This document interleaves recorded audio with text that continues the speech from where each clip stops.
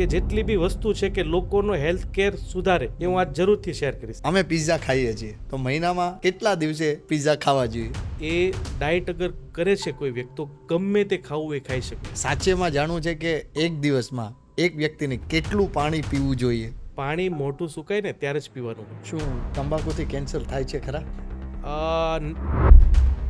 સાહેબ બીમાર જ નથી પડવું તો શું કરવું જોઈએ? તો જે લોકોને લાંબુ જીવવું છે એક્સરસાઇઝ કર્યા વગર વેઇટ લોસ થાય છે ખરા? થાય જ. આપણે ડૉક્ટર પાસે જ્યારે જઈએ છીએ ત્યારે કઈ વસ્તુ ધ્યાનમાં રાખવી જોઈએ?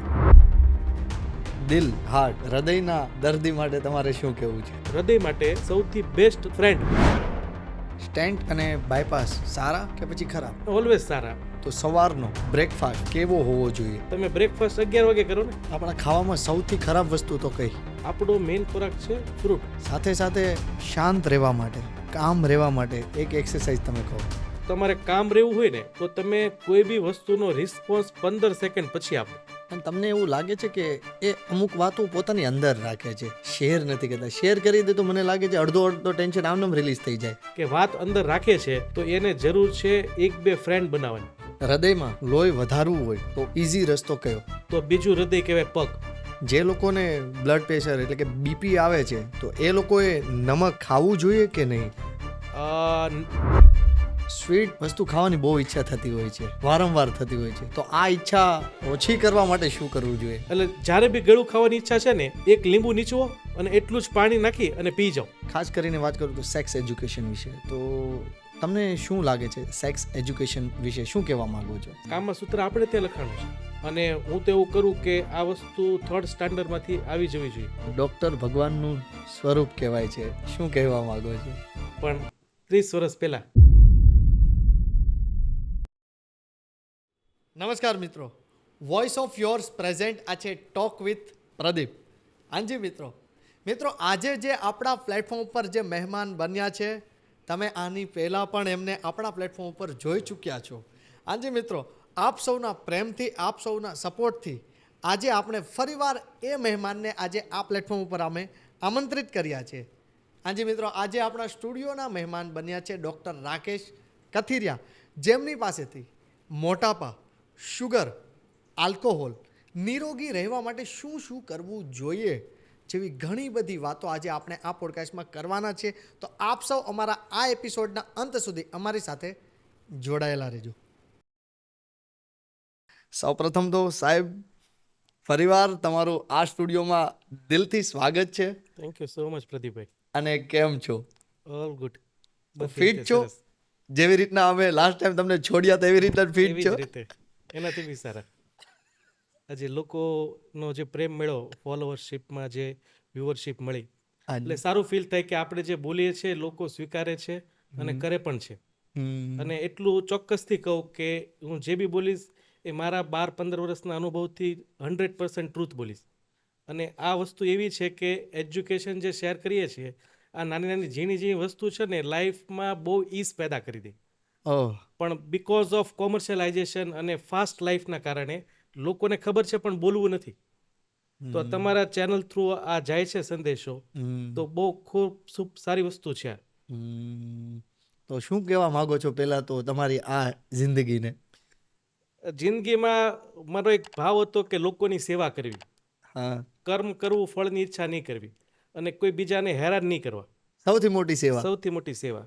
એ પછી આખી એને ગીતાનો સાર કહીએ, જીવો અને જીવવા દો લોકોને, અને કોઈને આપણા તરફથી હેરાનગતિ ના થવી જોઈએ. અને જેટલું બી એજ્યુકેશન કે નોલેજ શેર કરી શકો એ ઓલવેઝ સોસાયટી માટે, આપણા ભાઈ બહેન માટે સારું છે. એટલે હેલ્થ કેર બાબતે હું આજે ટોટલ મારો જેટલો બી અનુભવ છે કે જેટલી બી વસ્તુ છે કે લોકોનો હેલ્થ કેર સુધારે એ હું આજ જરૂરથી શેર કરીશ. સીધા જ એક ટોપિકથી મારે વાતની શરૂઆત કરવી છે. ઘી શરીર માટે સારું કે પછી ખરાબ? શરીરનો પહેલો કોર્સ જે બને એને ઝાયગોટ કહેવાય. ઝાયગોટ કે જે આપણો બર્થનો પહેલો સેલ હોય, એ સેલ આખો છે ને ફેટના કવરઅપમાં હોય, એટલે ઘીમાં ફેટ આવેલું હોય.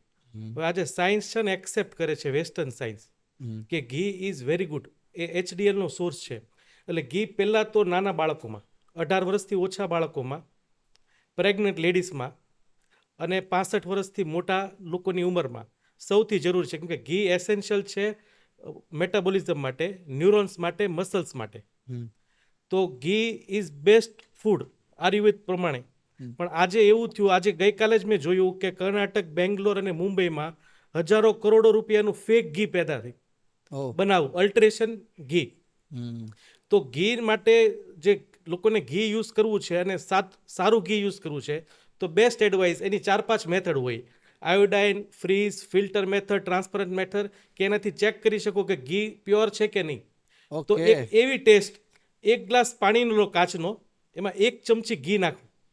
અગર ઘી તરે છે તો એ પ્યોર છે, અને ઘી અંદર જતું રહે છે, ડૂબી જાય છે અંદર, તો એ પ્યોર ઘી નથી. એટલે ઉપર તરતું દેખાય તો એ પ્યોર છે. પ્યોર છે.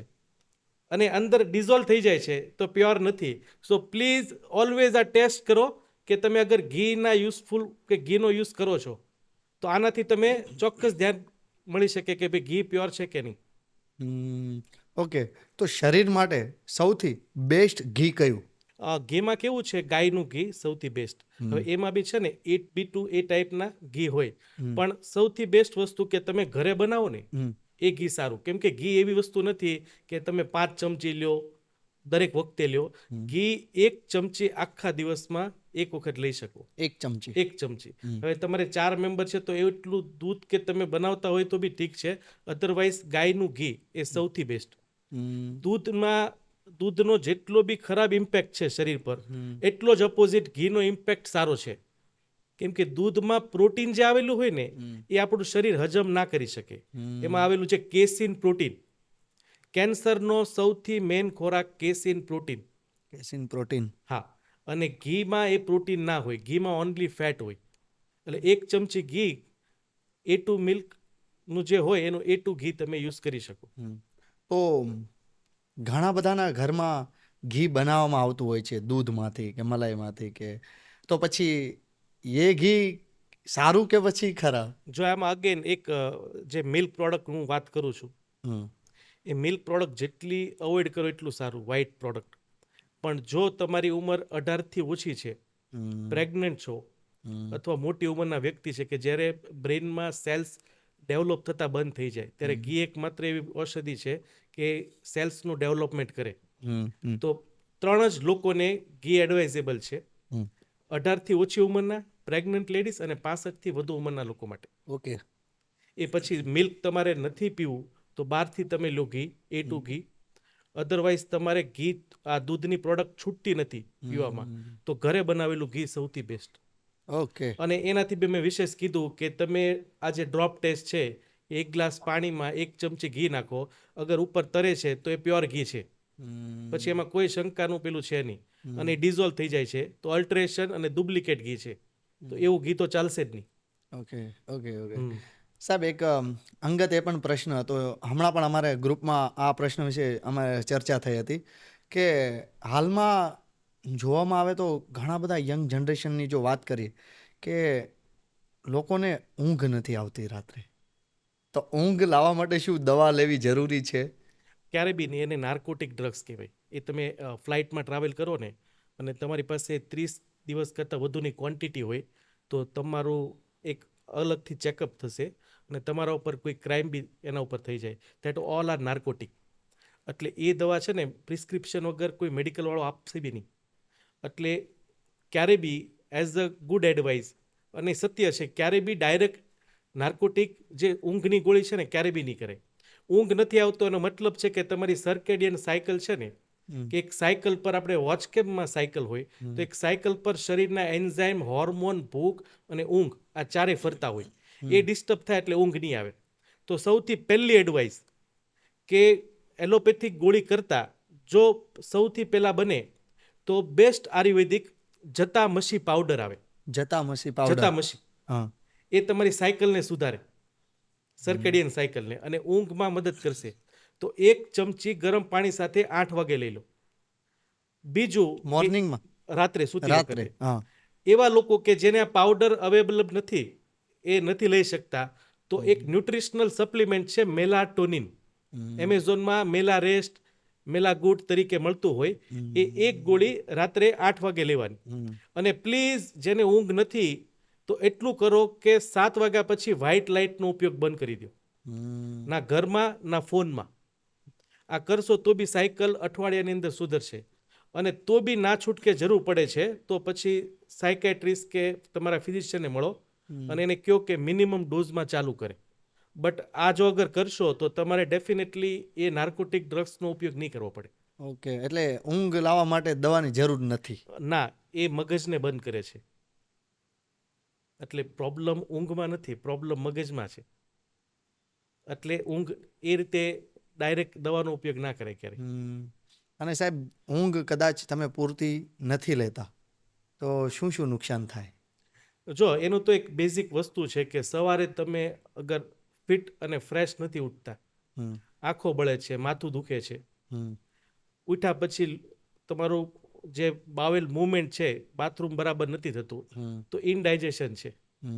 એટલે ઊંઘ પ્રોપર નહીં આવે તો આખા દિવસની તમારી હોર્મોનલ સાયકલ ઇમ્બેલેન્સ રહી, પાચન ક્રિયા અસ્તવ્યસ્ત રહી. એક દિવસ માટે તો ઠીક છે, એક વીક માટે પણ ઠીક છે, પણ કોન્સ્ટન્ટ અગર આવું થતું હોય, દેટ ઇઝ કોલ્ડ એક્યુપેશનલ હેઝાર્ડ, કે જે તમારી દિનચર્યાના ડેફિનેશન કે ભાઈ એબનોર્મિટીના કારણે જે બીમારી થાય ને એમાં તમે સપડાઈ જશો. એટલે ઊંઘ ડેફિનેટલી જરૂરથી આવવી જોઈએ. પછી એ 5 કલાક આવે, 6 કલાક આવે કે 8 કલાક આવે, પણ તમે સવારે ઉઠો તો એકદમ ફ્રેશ રહેવા જોઈએ. પાચન ક્રિયા, તમારી બાઉલ મૂવમેન્ટ સારીથી થવી જોઈએ. તમને સવારમાં ગુસ્સો નહીં આવવો જોઈએ. તો ધેટ ઇનફ ઊંઘ છે. એ 4 કલાક હોય કે 8 કલાક હોય. હા, 100%. એક વાત એવી પણ છે કે ઘણા લોકોના મોઢેથી અમે સાંભળીએ છીએ કે શું વધારે વજન હોય, જે લોકોનું વધારે વજન છે, તો શું એમને બીમારી થવાની શક્યતા ખરી વધારે? આયુર્વેદમાં કીધું છે વાત, પિત્ત, કફ, પ્રકૃતિ. એટલે વાત અને પિત્ત હોય એ લોકોમાં મોસ્ટ ઓફ ટેન્ડન્સી હોય વજન વધુ હોય. પણ આજે તમે જાપાનમાં જે સુમો કોમ્યુનિટી છે જે રેસલિંગ કરે, 100 કિલોથી વધુ ઉંમરવાળા, એટલે એને કહેવાય હેલ્ધી મોટાપો. હેલ્ધી મોટાપો. હા. આજે અમારે હું મારી પ્રેક્ટિસમાં જોઉં કે તમે કોઈ બી રેન્ડમાઇઝ આજે કોઈ બી હોસ્પિટલમાં જાઓ, તમે હોસ્પિટલની ઓપીડીમાં લોકો બેઠા છે તો કાઉન્ટ કરો, 10 જણા બેઠા છે, તેમાં 5 પતલા હશે અને 5 મોટા હશે. એટલે હેલ્ધી હોવું જરૂરી છે. પતલું જાડું એ છે ને વેસ્ટર્ન કલ્ચર આવ્યું હાઇટ પ્રમાણે, કે ભાઈ તમારી 5-6 હાઇટ છે તો એ નોર્મલ કહેવાય, વધુ હાઇટ બી એબનોર્મલ કહેવાય એઝ એ લોકો BMI ઇન્ડક્શન પ્રમાણે. એટલે જો તમને ગેસ, એસિડિટી, કબજિયાત નથી થતો, તમને BP, શુગર કે હૃદયની તકલીફ નથી, તમને રાત્રે ઊંઘ આવે છે, પેટ બરાબર સાફ થાય છે, તો તમારી ઓબેસિટીને હેલ્ધી ઓબેસિટી કહેવાય. Healthy obesity. પણ પછી તમે પતલા છો, સ્લિમ છો, અંડર BMI છો, પણ તમે રાત્રે સૂતા નથી, BP, શુગર છે, તો એ ઓબેસિટી ખરેખર અનહેલ્ધી ઓબેસિટી. વ્યક્તિ ઓબેઝ નથી પણ અનહેલ્ધી છે. એટલે હેલ્ધી ઓબેસિટી છે. અને આપણે જોઈએ બી છે કે આપણા પૂર્વજો જે વધુ વજન હતા એ લાંબુ જીવતા હતા, અને હાલમાં બી જીવે છે લોકો. જે તમે હાથી જુઓ તો હાથી ઓબેસ જ છે બાય બર્થ ટિલ ડેથ, પણ કોઈ બીમારી નથી. એટલે હેલ્ધી જે નેચરલ અર્જ રીતે હોય તો એ that is a healthy obesity. Alcohol વિશે શું કહેવું છે તમારે? આપણે ગુજરાતમાં બેઠા છે એટલે તો એ ઇલીગલ છે, પણ એને લીગલ કરવું છે તો તમારે 40 વર્ષની વધુની ઉંમર હોવી જોઈએ અને ડૉક્ટરનું પ્રિસ્ક્રિપ્શન હોવું જોઈએ, તો તમને એની પરમિટ મળે. હવે તમે મેડિકલ સ્ટોરમાં જુઓ તો અમુક દવા છે ને ઉપર રાખેલી હોય ટેબલ ઉપર, એને કહેવાય ઓવર કાઉન્ટર ડ્રગ, કે એમાં ડૉક્ટરના પ્રિસ્ક્રિપ્શનની જરૂર નથી. અને અમુક દવા પાછળ રાખેલી હોય અને અંડર કાઉન્ટર કહેવાય. ફોરેનમાં હોય જ આ વસ્તુ કે એમાં ડૉક્ટરની પ્રિસ્ક્રિપ્શનની જરૂર પડે. તો તમારો જવાબ આપું કે આપણે ગુજરાતમાં ઓવર કાઉન્ટર આલ્કોહોલ અને અંડર કાઉન્ટર, એટલે જે શોપની અંદર લાયસન્સ પરમિટ સાથે ગુજરાતમાં જે દારૂ વેચાય, that is called under counter alcohol, whisky, rum, vodka, beer.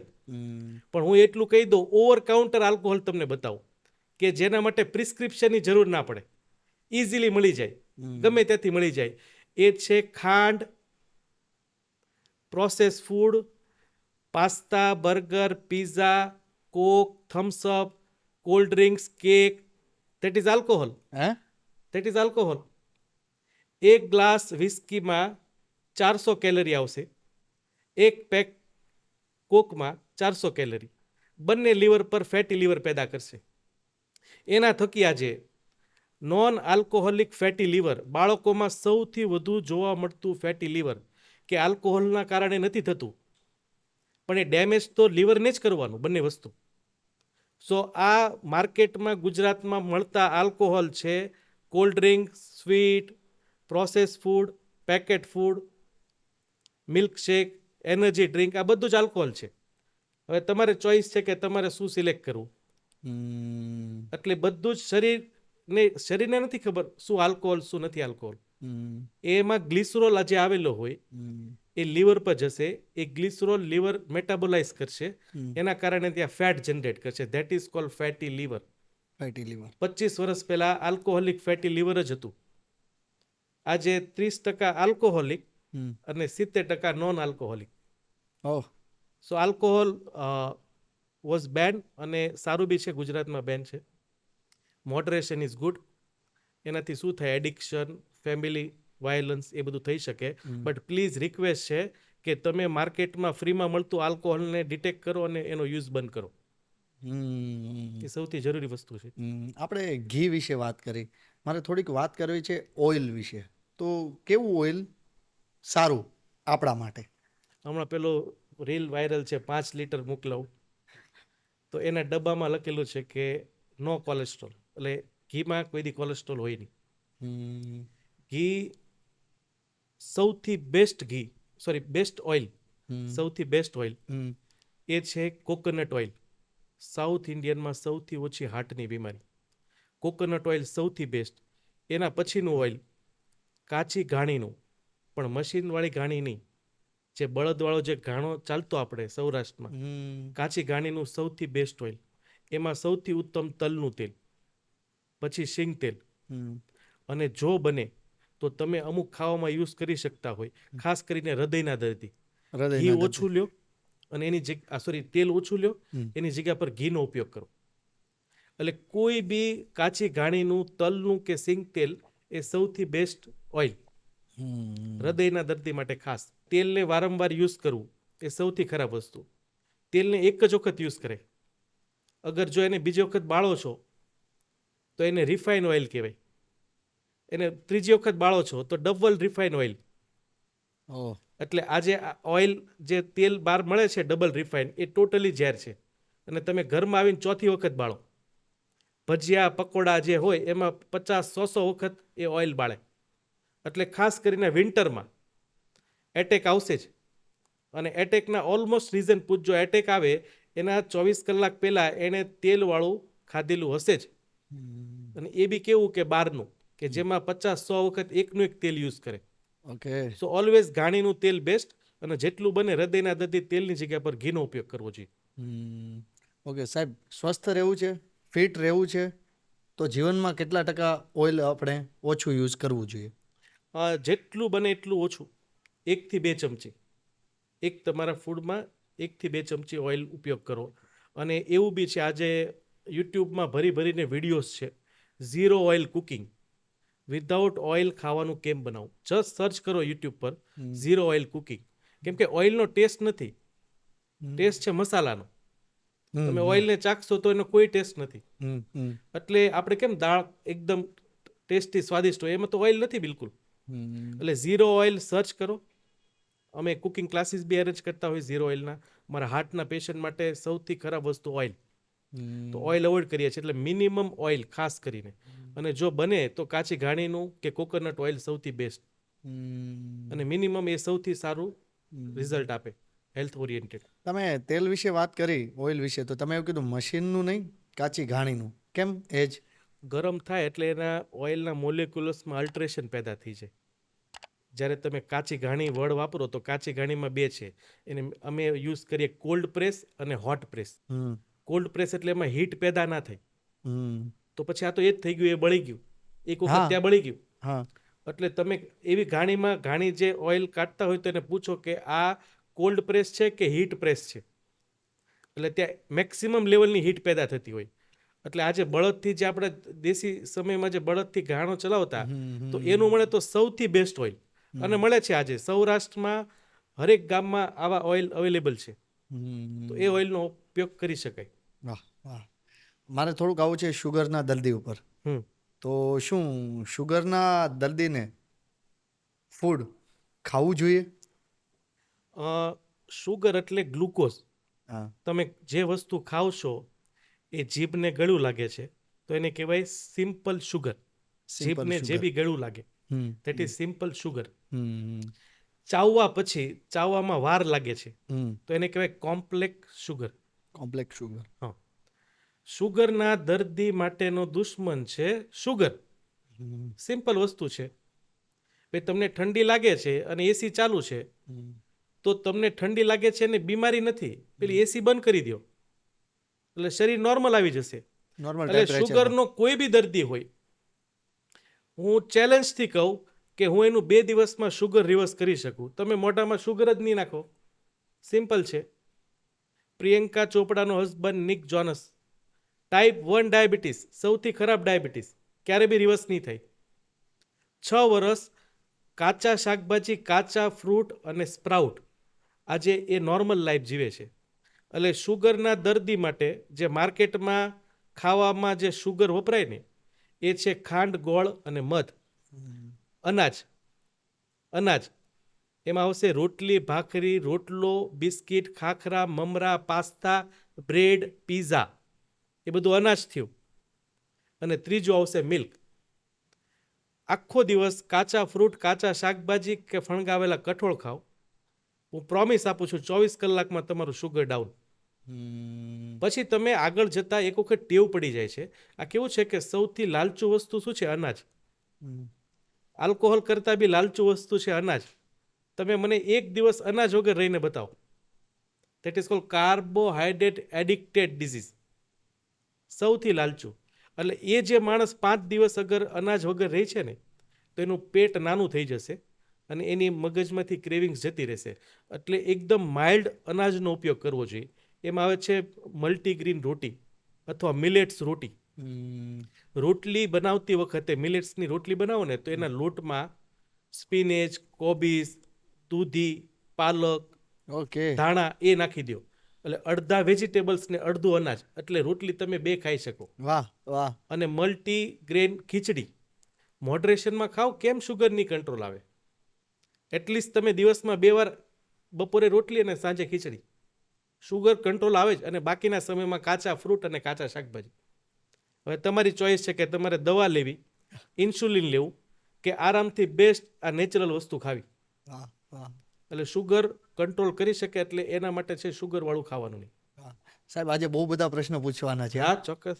બહુ બધું જાણી લેવાનું છે, કારણ કે અમારે બધાને છે ને સ્વસ્થ થઈ જવું છે. ચોક્કસ કરીને હું આપીશ. ઓકે સાહેબ, થોડુંક આઉટ ઓફ ધ બોક્સ એક પ્રશ્ન હતો. હા, અમે પિઝા ખાઈએ છીએ, તો મહિનામાં કેટલા દિવસે પિઝા ખાવા જોઈએ? જો આજે તમે હોય, હું હોય, હા સટાઈટ અને માઇલ્ડ જે માઇન્ડનું જે સેટિસ્ફેક્શન લેવલ આવે ને, હા.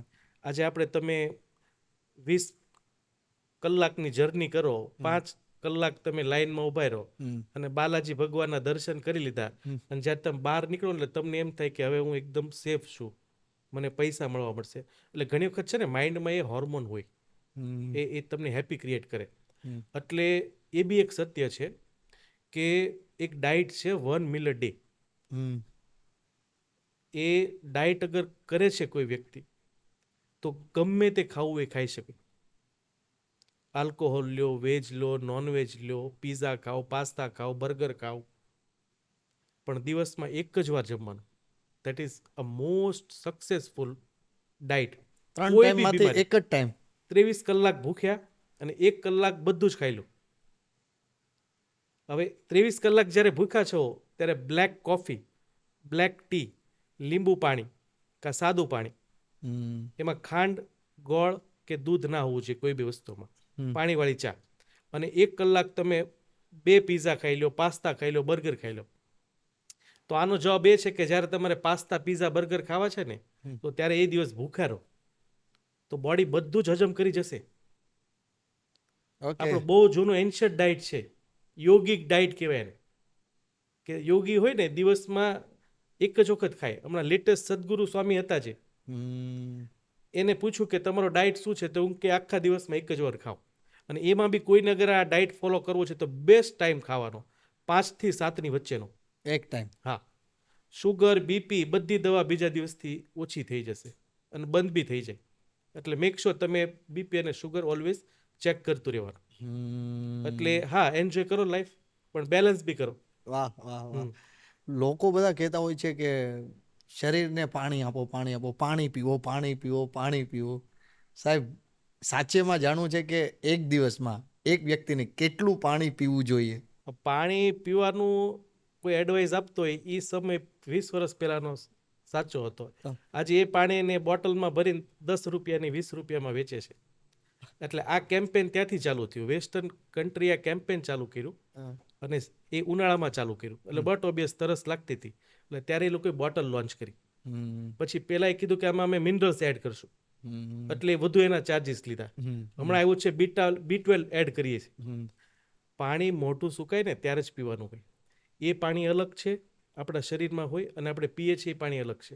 આ તો એવું થઈ ગયું સાદું પાણી ને લીંબુ પાણી. એટલે આપણી શરીરમાં કોન્સન્ટ્રેશન વોટર હોય, એટલે મોઢું સુકાય ત્યારે પીવું જોઈએ. અને તો બી એનો એક બેસ્ટ ઇઝી હેક છે કે તમારે ચામડી છે એને પકડો અને છોડો, 1 સેકન્ડની અંદર એની પોઝિશનમાં આવી જાય છે તો તમારે પાણીની જરૂર નથી. એ અગર ઊભી ને ઊભી આવી રીતે રહી છે તો તમારા શરીરમાં પાણીની ઉણપ છે.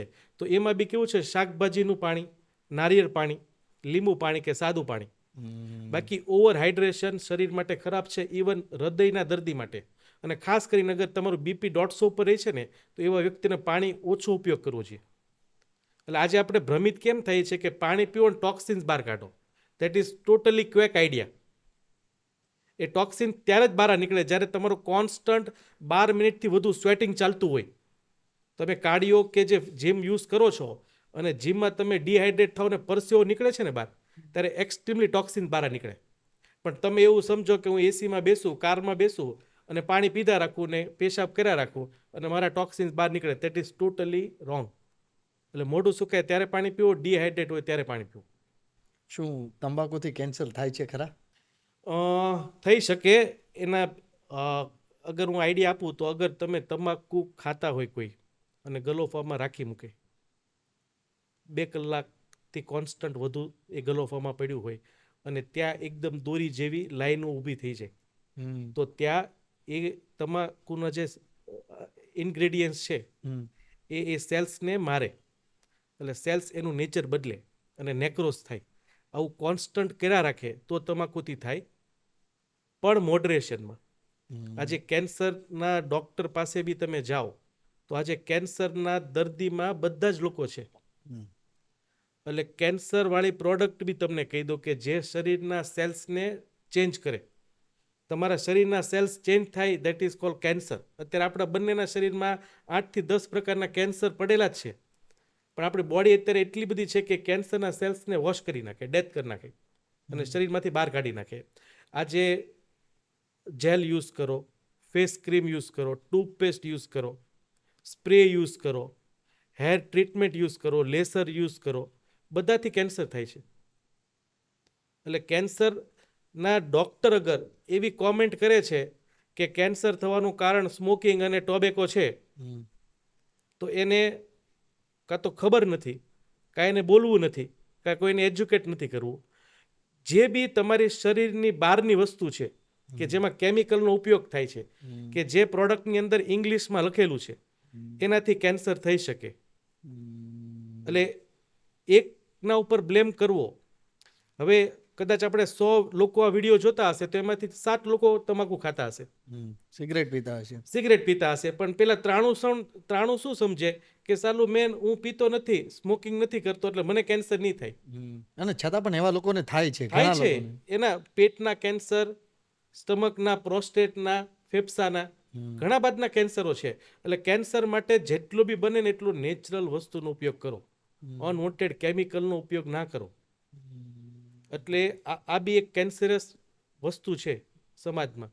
અને ધીરે ધીરે કેન્સર વધવાનું કારણ છે પેસ્ટિસાઇડ, અલ્ટ્રેશન ફૂડ, નોનસ્ટિક સ્ટવ જે યુઝ કરીએ, માઇક્રોવેવ છે, કેમિકલ બેઝ આપણે દવાઓ યુઝ કરીએ, કેમિકલ બેઝ આપણે નેચરલ જે કોસ્મેટિક એજન્ટ યુઝ કરીએ.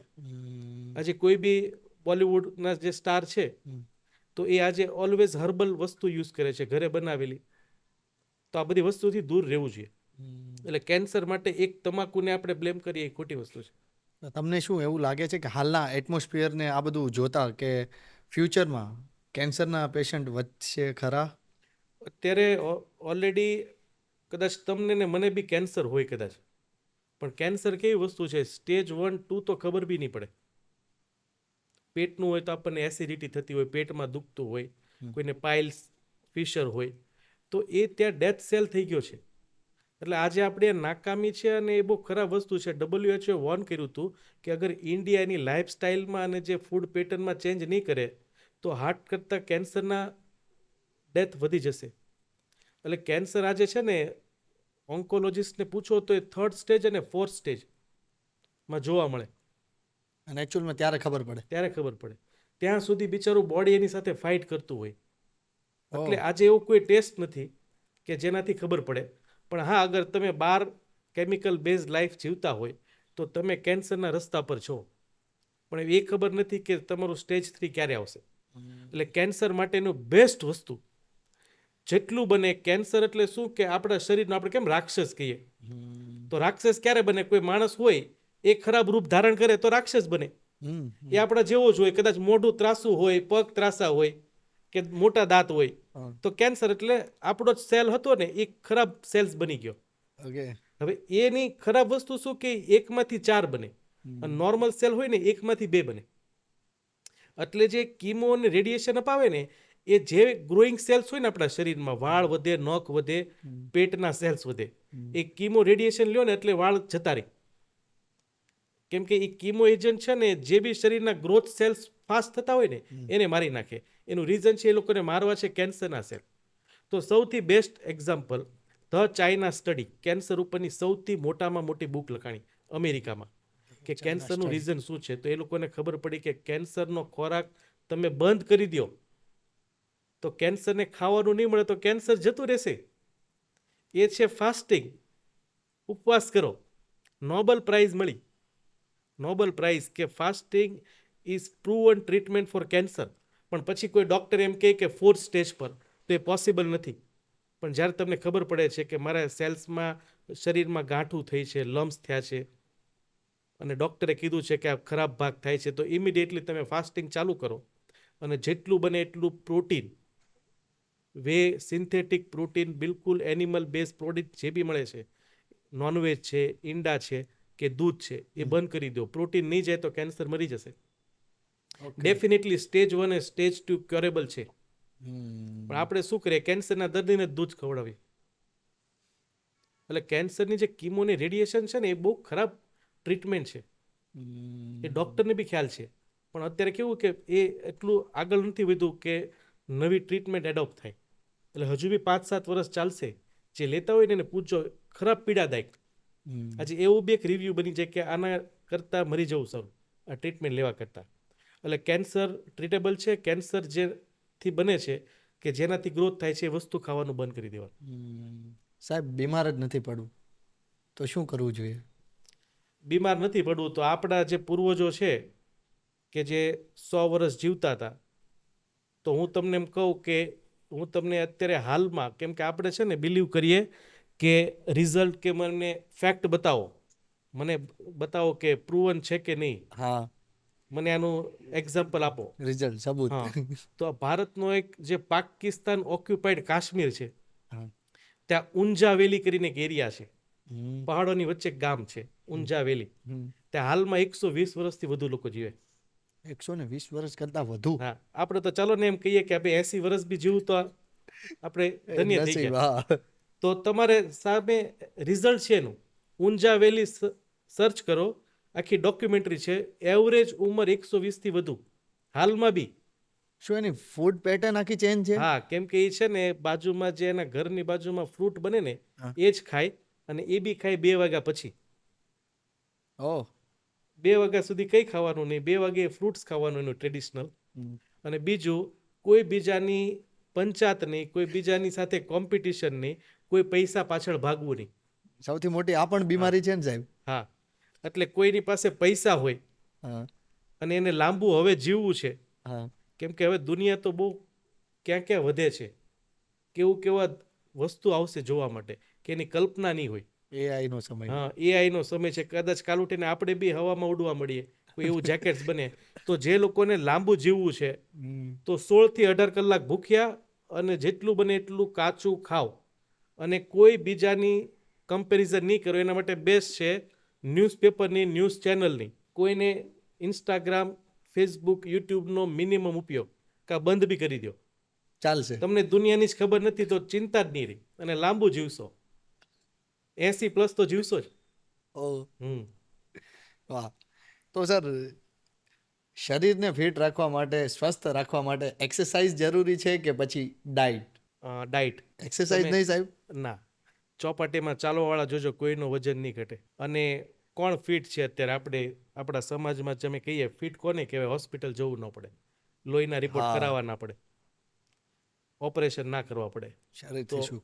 એવા લોકો છે જાનવરો, પક્ષીઓ. આ તો ઠીક છે, જાનવરને ઉપાડીને આપણે ઘરમાં લઈ આવ્યા તો એને હોસ્પિટલો બની, પેટ હોસ્પિટલ. બાકી આજે જંગલોમાં જાઓ, ટ્રાઇબલ્સમાં જાઓ, એવા એરિયામાં જાઓ, પહાડી એરિયામાં, તો કોઈ જાનવર બીમાર નથી. કેમ કે જ્યારે ભૂખ લાગે ને ત્યારે જ ખાય. અને એ બી શું ખાય? જમીનમાંથી ઉગેલું કાચું. Organic, pure. પાણીની તરસ લાગે ત્યારે જ પાણી પીવે. એટલે તમે 10 મિનિટ કે 20 મિનિટ દોડી લ્યો છો અને દોડીને પછી તમને એમ થાય છે કે હું ફિટ છું, અને પછી તમે જલેબી, ફાફડા, ગાંઠિયા, ભજીયા ખાઈ લો તો પતી ગયું. કેમ કે તમે 15 મિનિટ દોડવામાં છે ને 200 કેલરી યુઝ કરી હોય, અને 2 ગુલાબજાંબુ ખાશો તો 450 કેલરી આવી ગઈ, કમ્પ્રેસ કેલરી. એટલે ફૂડ ઇઝ ડિઝીઝ અને ફૂડ ઇઝ મેડિસિન.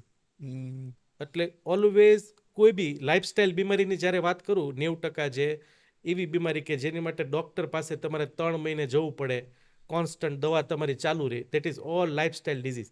એની માટે ફૂડ ઇઝ બેસ્ટ ઓપ્શન. હા, વોક કરવાથી શું થશે? લોહી ફરશે શરીરમાં, ઓકે. હા, એટલે અંગોનું આયુષ્ય વધશે, સર્ક્યુલેશન આખું ચાલુ રહેશે તમારું. હૃદય ફિટ રહેશે. હમ. પણ પછી તમે દોડી અને બહારનું પ્રોસેસ ફૂડ ખાધા રાખો તો એ પોસિબલ નથી. એટલે diet is better than exercise. Okay, તો શું એક્સરસાઇઝ કર્યા વગર વેઇટ લોસ થાય છે ખરા? થાય જ. કઈ તમે રીતે? જીમમાં જઈને પૂછો, જીમ ટ્રેનરને કે કોઈ ઇન્ફ્લુએન્સરને કે ડૉક્ટરને પૂછો, એટલે ફૂડ ઇઝ 80% મેટર. એટલે જીમમાં તમે જશો ને 2 દિવસમાં જ પેલો કહેશે કે તમે જે કરો છો ને that is only 30%. Food is main.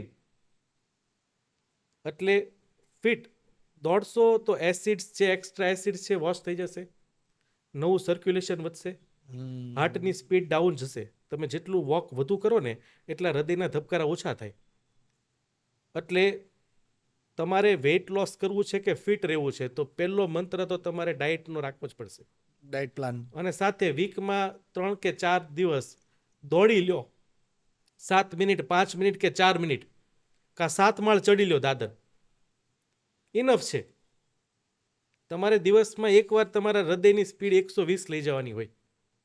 જીમમાં જવાની જરૂર નહીં પડે? કઈ જરૂર નથી. હા, તમારે કોસ્મેટિક બોડી બનાવી છે તો વાત અલગ છે. તો અલગ છે. બાકી તમારે બોડી બનાવી અને બહારનું ખાવું છે તો એ તમને કોસ્મેટિક લુક આપશે પણ લાઈફની લોન્જિટિવિટી ને હેલ્ધીનેસ નહીં આપે. એ વસ્તુ છે. આયુર્વેદિક અને એલોપેથિકનું શું ફરક છે? થોડુંક મારે ડિટેલિંગમાં જાણવું છે. જો બંને સાયન્સ છે. આપણું કેવું કે આપણા ગુજરાતના કપડાં, મહારાષ્ટ્રના કપડાં, એમાં આપણા ભારતનું કલ્ચર, વેસ્ટર્ન કલ્ચર. એટલે એલોપેથિક એ આ વેસ્ટર્ન સાયન્સ છે. એટલે એ એવિડન્સ બેઝ સાયન્સ હોય. આજે એક દવા લોન્ચ કરે તો એ 1000 લોકોને એવિડન્સમાં રાખે કે ભાઈ તમે આવો, દવાનો ટ્રાયલ કરો, અમે પૈસા આપશું. એના ઉપર એ લોકો રિસર્ચ કરે. એટલે એ રિસર્ચમાં જે 1000માંથી 300 જણાને સારું થાય. એટલે સારું એટલે કયું ખબર? કે તાવ ઉતરી જાય. ફોર એક્ઝામ્પલ ડોલો, તો ડોલો 1000 લોકોને આપે અને 300નો તાવ ઉતરી જાય તો એ પ્રૂવન થઈ ગયું. That is cold evidence base science. હવે શું થશે કે ડોલો કરતાં કોઈક બીજું કેમિકલ આવ્યું માર્કેટમાં, કોલેસ્ટ્રોલની દવામાં આવે એટોરવાસ્ટેટિન, રોઝુવાસ્ટેટિન, ફિનોફાઇબ્રેટ, એઝિટાબેમ, હમ, એ બધી દવાઓ આવે ને એટલે ત્યારે નવા એવિડન્સ લાવે લોકો, બીજા નવા 1000 લોકો લાવે, હમ, પછી એ એવિડન્સ સાચું. એટલે એલોપેથિક એટલે એવિડન્સ બેઝ. એવિડન્સ ફરે ને તો રિઝલ્ટ ફરી જાય અને દવા ફરી જશે. એના માટે જ આજે દર વર્ષે નવું નવું સાયન્સ આવે, હમ. Keep changing. જ્યારે આયુર્વેદ છે ને એ ઓબ્ઝર્વેશન છે. આ એવિડન્સ માટે છે ને 3 વર્ષ જ લાગે આ એવિડન્સ ગેધર કરતા, ઓકે. રિસર્ચ કરતા, પબ્લિકેશન આપતા અને એપ્લાય કરતા. તો આયુર્વેદ સાયન્સ છે ને એ ઓબ્ઝર્વેશન સાયન્સ, કે ભાઈ આજે કોઈ માણસ, તમે આજે ગરમ પાણી પીધું તો તમારા ગળામાં ક્યારેય તકલીફ નહીં થાય. તો આજે તમે ઓબ્ઝર્વ કર્યું, તમે તમારા ફાધરમાંથી ઓબ્ઝર્વ કર્યું, એને એમના ફાધરમાંથી, ઓ, એટલે ત્યાંથી ચાલ્યું આવે. ઓબ્ઝર્વેશન એ ક્યારે ચેન્જ નહીં થાય, એ પ્રૂવન થઈ ગયું. ઓકે. એ હજારો વર્ષ લાગ્યા, 5000 વર્ષ જૂનું છે. આજે કોઈ વસ્તુ ઓબ્ઝર્વ થઈ જાય એ સત્ય છે. એટલે એટલો ફરક છે. એટલે આજે આયુર્વેદના પ્રોપર અગર ડૉક્ટરો છે, સાઉથમાં છે, મહારાષ્ટ્રમાં ઘણા બધા છે, આપણે ગુજરાતમાં છે, તો તમે પ્રોપર આયુર્વેદિક ટ્રીટમેન્ટ કરો છો તો હું સમજુ કે આયુર્વેદિક ઇઝ ઓલવેઝ બેસ્ટ. અને એલોપેથિકને તમે એઝ બકેટ રાખો ઇમરજન્સીમાં, કે જ્યારે ઇમરજન્સીમાં જરૂર પડે ત્યારે ઓલવેઝ ઉપયોગ કરો. અધરવાઇઝ આયુર્વેદ બેસ્ટ સાયન્સ છે, કે એ પ્રૂવન છે કે આ વસ્તુ કરો એટલે રિઝલ્ટ આવશે જ. એ ક્યારે ચેન્જ નથી થયું આયુર્વેદ. પણ એલોપેથમાં જે વોલ્યુમ આવે, વોલ્યુમ 1 થી 15 વોલ્યુમ છે અત્યારે, બધા એક પછી એક ચેન્જ થવા મળ્યા, કેમ કે એવિડન્સ બદલાણો એટલે તમારું ટ્રીટમેન્ટ બદલાઈ ગઈ. ઓકે. આપણે ડૉક્ટર પાસે જ્યારે જઈએ છીએ ત્યારે કઈ વસ્તુ ધ્યાનમાં રાખવી જોઈએ? હવે તમે એક સાદું ચાર્જર બી લેવા જાઓ કે લાઇટ બી લેવા જાઓ તો પહેલાં પૂછો છો ભાઈ આની વોરંટી શું, ગેરંટી શું, ચેક કરાવો મને. કેટલો ફાસ્ટ ચાર્જ થાય છે કે નહીં? ફાસ્ટ ચાર્જર થાય છે. તો આજે તમે ડૉક્ટર પાસે, આપણે તો કીધું નથી ડૉક્ટરને કે શું ચાર્જ છે તમારો. કોઈ સુપર કન્સલ્ટન્ટ 2000 લે, કોઈ 1000 લે, કોઈ 500 લે. તો હવે તમે જે તકલીફ માટે જાઓ છો, સપોઝ હું આજે મારા દર્દી, કાર્ડિયાકના દર્દીઓ આવે છે મારી પાસે, તો હું ખાલી ફાઇલ જોઉં અને દવા લખી દઉં તો એ વસ્તુ નહીં હોવી જોઈએ. એટલે ડૉક્ટર પાસે તમે જાઓ તો તમને ડૉક્ટર ચેક કરવું જોઈએ. તમારા ધબકારા, તમારું બીપી જાતે ચેક કરવા જોઈએ, તમારા ફેફસા જોવા જોઈએ, પેટ જોવું જોઈએ, તમારી કમ્પ્લેન ડિટેલથી સાંભળવી જોઈએ, તમને બંને ઓપ્શન આપવા જોઈએ કે આ કરો, આના લીધે તમારી તકલીફ થઈ છે, આ સુધારો, નહીંતર તમને હું દવા આપીશ. તો તમે જે પૈસા આપો ને એ કન્સલ્ટેશન એટલે તમારું પરામર્શ, તમારી પ્રોફેશનલ ફીઝ. તો તમે બધું પૂછો. 500 રૂપિયાની વસ્તુ માટે તમે દુકાનદારને 10 સવાલ પૂછો છો, તો તમે 1000 રૂપિયાનું કન્સલ્ટેશનમાં 2 મિનિટમાં બહાર આવો. તો એ ઓલવેઝ ધ્યાન રાખો, ઓલવેઝ પૂછો, એની ફરજ છે. એટલે ઓલવેઝ ડૉક્ટર પાસે જાઓ એટલે તમે વન સાઇડેડ પેશન્ટ બનીને ના જાઓ કે ભાઈ મને આ થયું છે તો શું કરવા થયું છે, આનું રીઝન શું, કેમ અટકાવી શકો, તમે દવા આપો છો ક્યાં સુધી લેવાની, એની શું સાઈડ ઇફેક્ટ, બધું પૂછો. બધું પૂછો. એટલે આ ઓલવેઝ ધ્યાન રાખો, ડૉક્ટર પાસે જાઓ. સાહેબ, નાની નાની વસ્તુમાં તરત ડૉક્ટર પાસે જવું જોઈએ? ના ના, એ તો વર્સ્ટ એડવાઇસ.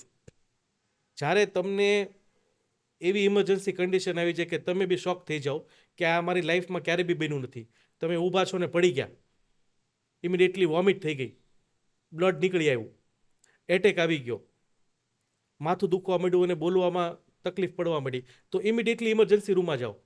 પણ તમે આજે એક દિવસ માથું દુખ્યું છે, ડૉક્ટર પાસે જાઓ. હવે ડૉક્ટરને બી શું થયું કે આજે આપણી કોમ્યુનિટી સાથે કામ કરીને એ લોકો જેવા અમે થઈ ગયા, અમારા પેશન્ટો જેવા. હવે અમારા 10 કે 20 પેશન્ટ જોતા હોય તો એમાં 19 એવું કે મને અત્યારે જ રિલીફ કરી દો.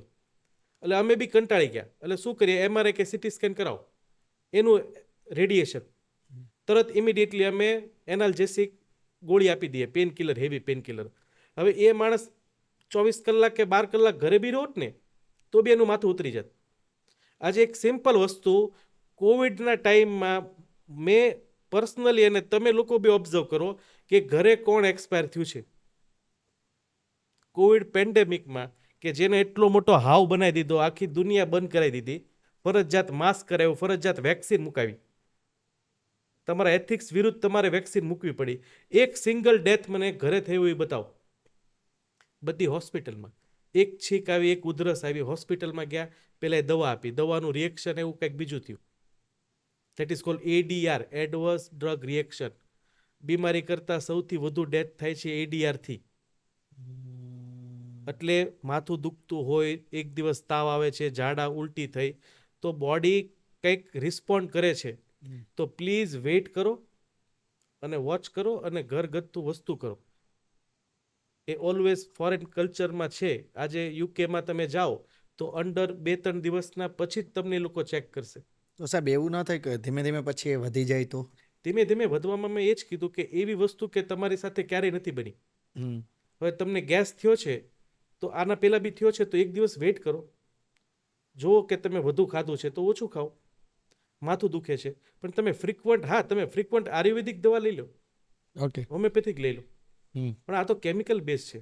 એટલે બોડી, આ તો શું થાય કે તાવ આવવાનો હોય, મેલેરિયા હોય તો મેલેરિયાના 2 દિવસ પહેલાં તમને શરીર દુખશે, ઠંડી લાગશે.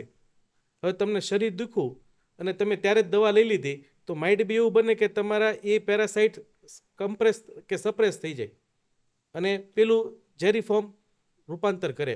એટલે એલોપેથિકનો ઇમરજન્સીમાં ઓલવેઝ ઉપયોગ કરો. બાકી જે તમને નાની મોટી ડેઇલી રૂટીન તકલીફો છે એમાં 1 કે 2 દિવસનો વેઇટ કરવો જ જોઈએ. એટલે ત્યારે કોઈ દિવસ ડૉક્ટર પાસે નહીં જાઓ. ઘરના સોલ્યુશન કે આયુર્વેદ કે હોમિયોપેથ કરો. દિલ, હાર્ટ, હૃદયના દર્દી માટે તમારે શું કહેવું છે? હૃદયને બિચારાને છે ને રોજે 1 લાખ વખત પંપ કરવાનું ટિલ ડેથ, જન્મથી ટિલ ડેથ. એટલે એના માટે એને રેસ્ટ નહીં બિલકુલ. એટલે હૃદય પંપ કરે એટલે એના મસલ્સો દબાય, એ દબાશે એટલે લોહી બહાર ફેંકશે, ખુલે એટલે પગમાંથી ખેંચે. ફેંકવાનું પ્રેશર 120 થી 30 હોય, ખેંચવાનું 80 હોય. એની માટે હૃદય ખુદ બી લોહી જોઈએ ને, એ કામ કરે છે તો એની માટે 3 નળી આવેલી હોય, એ હૃદય ઉપર ચોંટેલી હોય કે જ્યારે હૃદય ખુલે છે ને ત્યારે એમાં લોહી ભરાય. એટલે હૃદયની જ્યારે બી આપણે વાત કરીએ ત્યારે હૃદયનું કામ જે ઓછું કરે ને એ એનો ફ્રેન્ડ, અને હૃદયનું કામ વધારે ને એ એનો દુશ્મન. એટલે એક સ્ટડી થઈ હતી 25 વર્ષના 150 છોકરા ઉપર, કે એણે શું કર્યું કે હાથને બંધ કરી દીધો એટલે આગળ છે ને નળી ફૂલી ગઈ.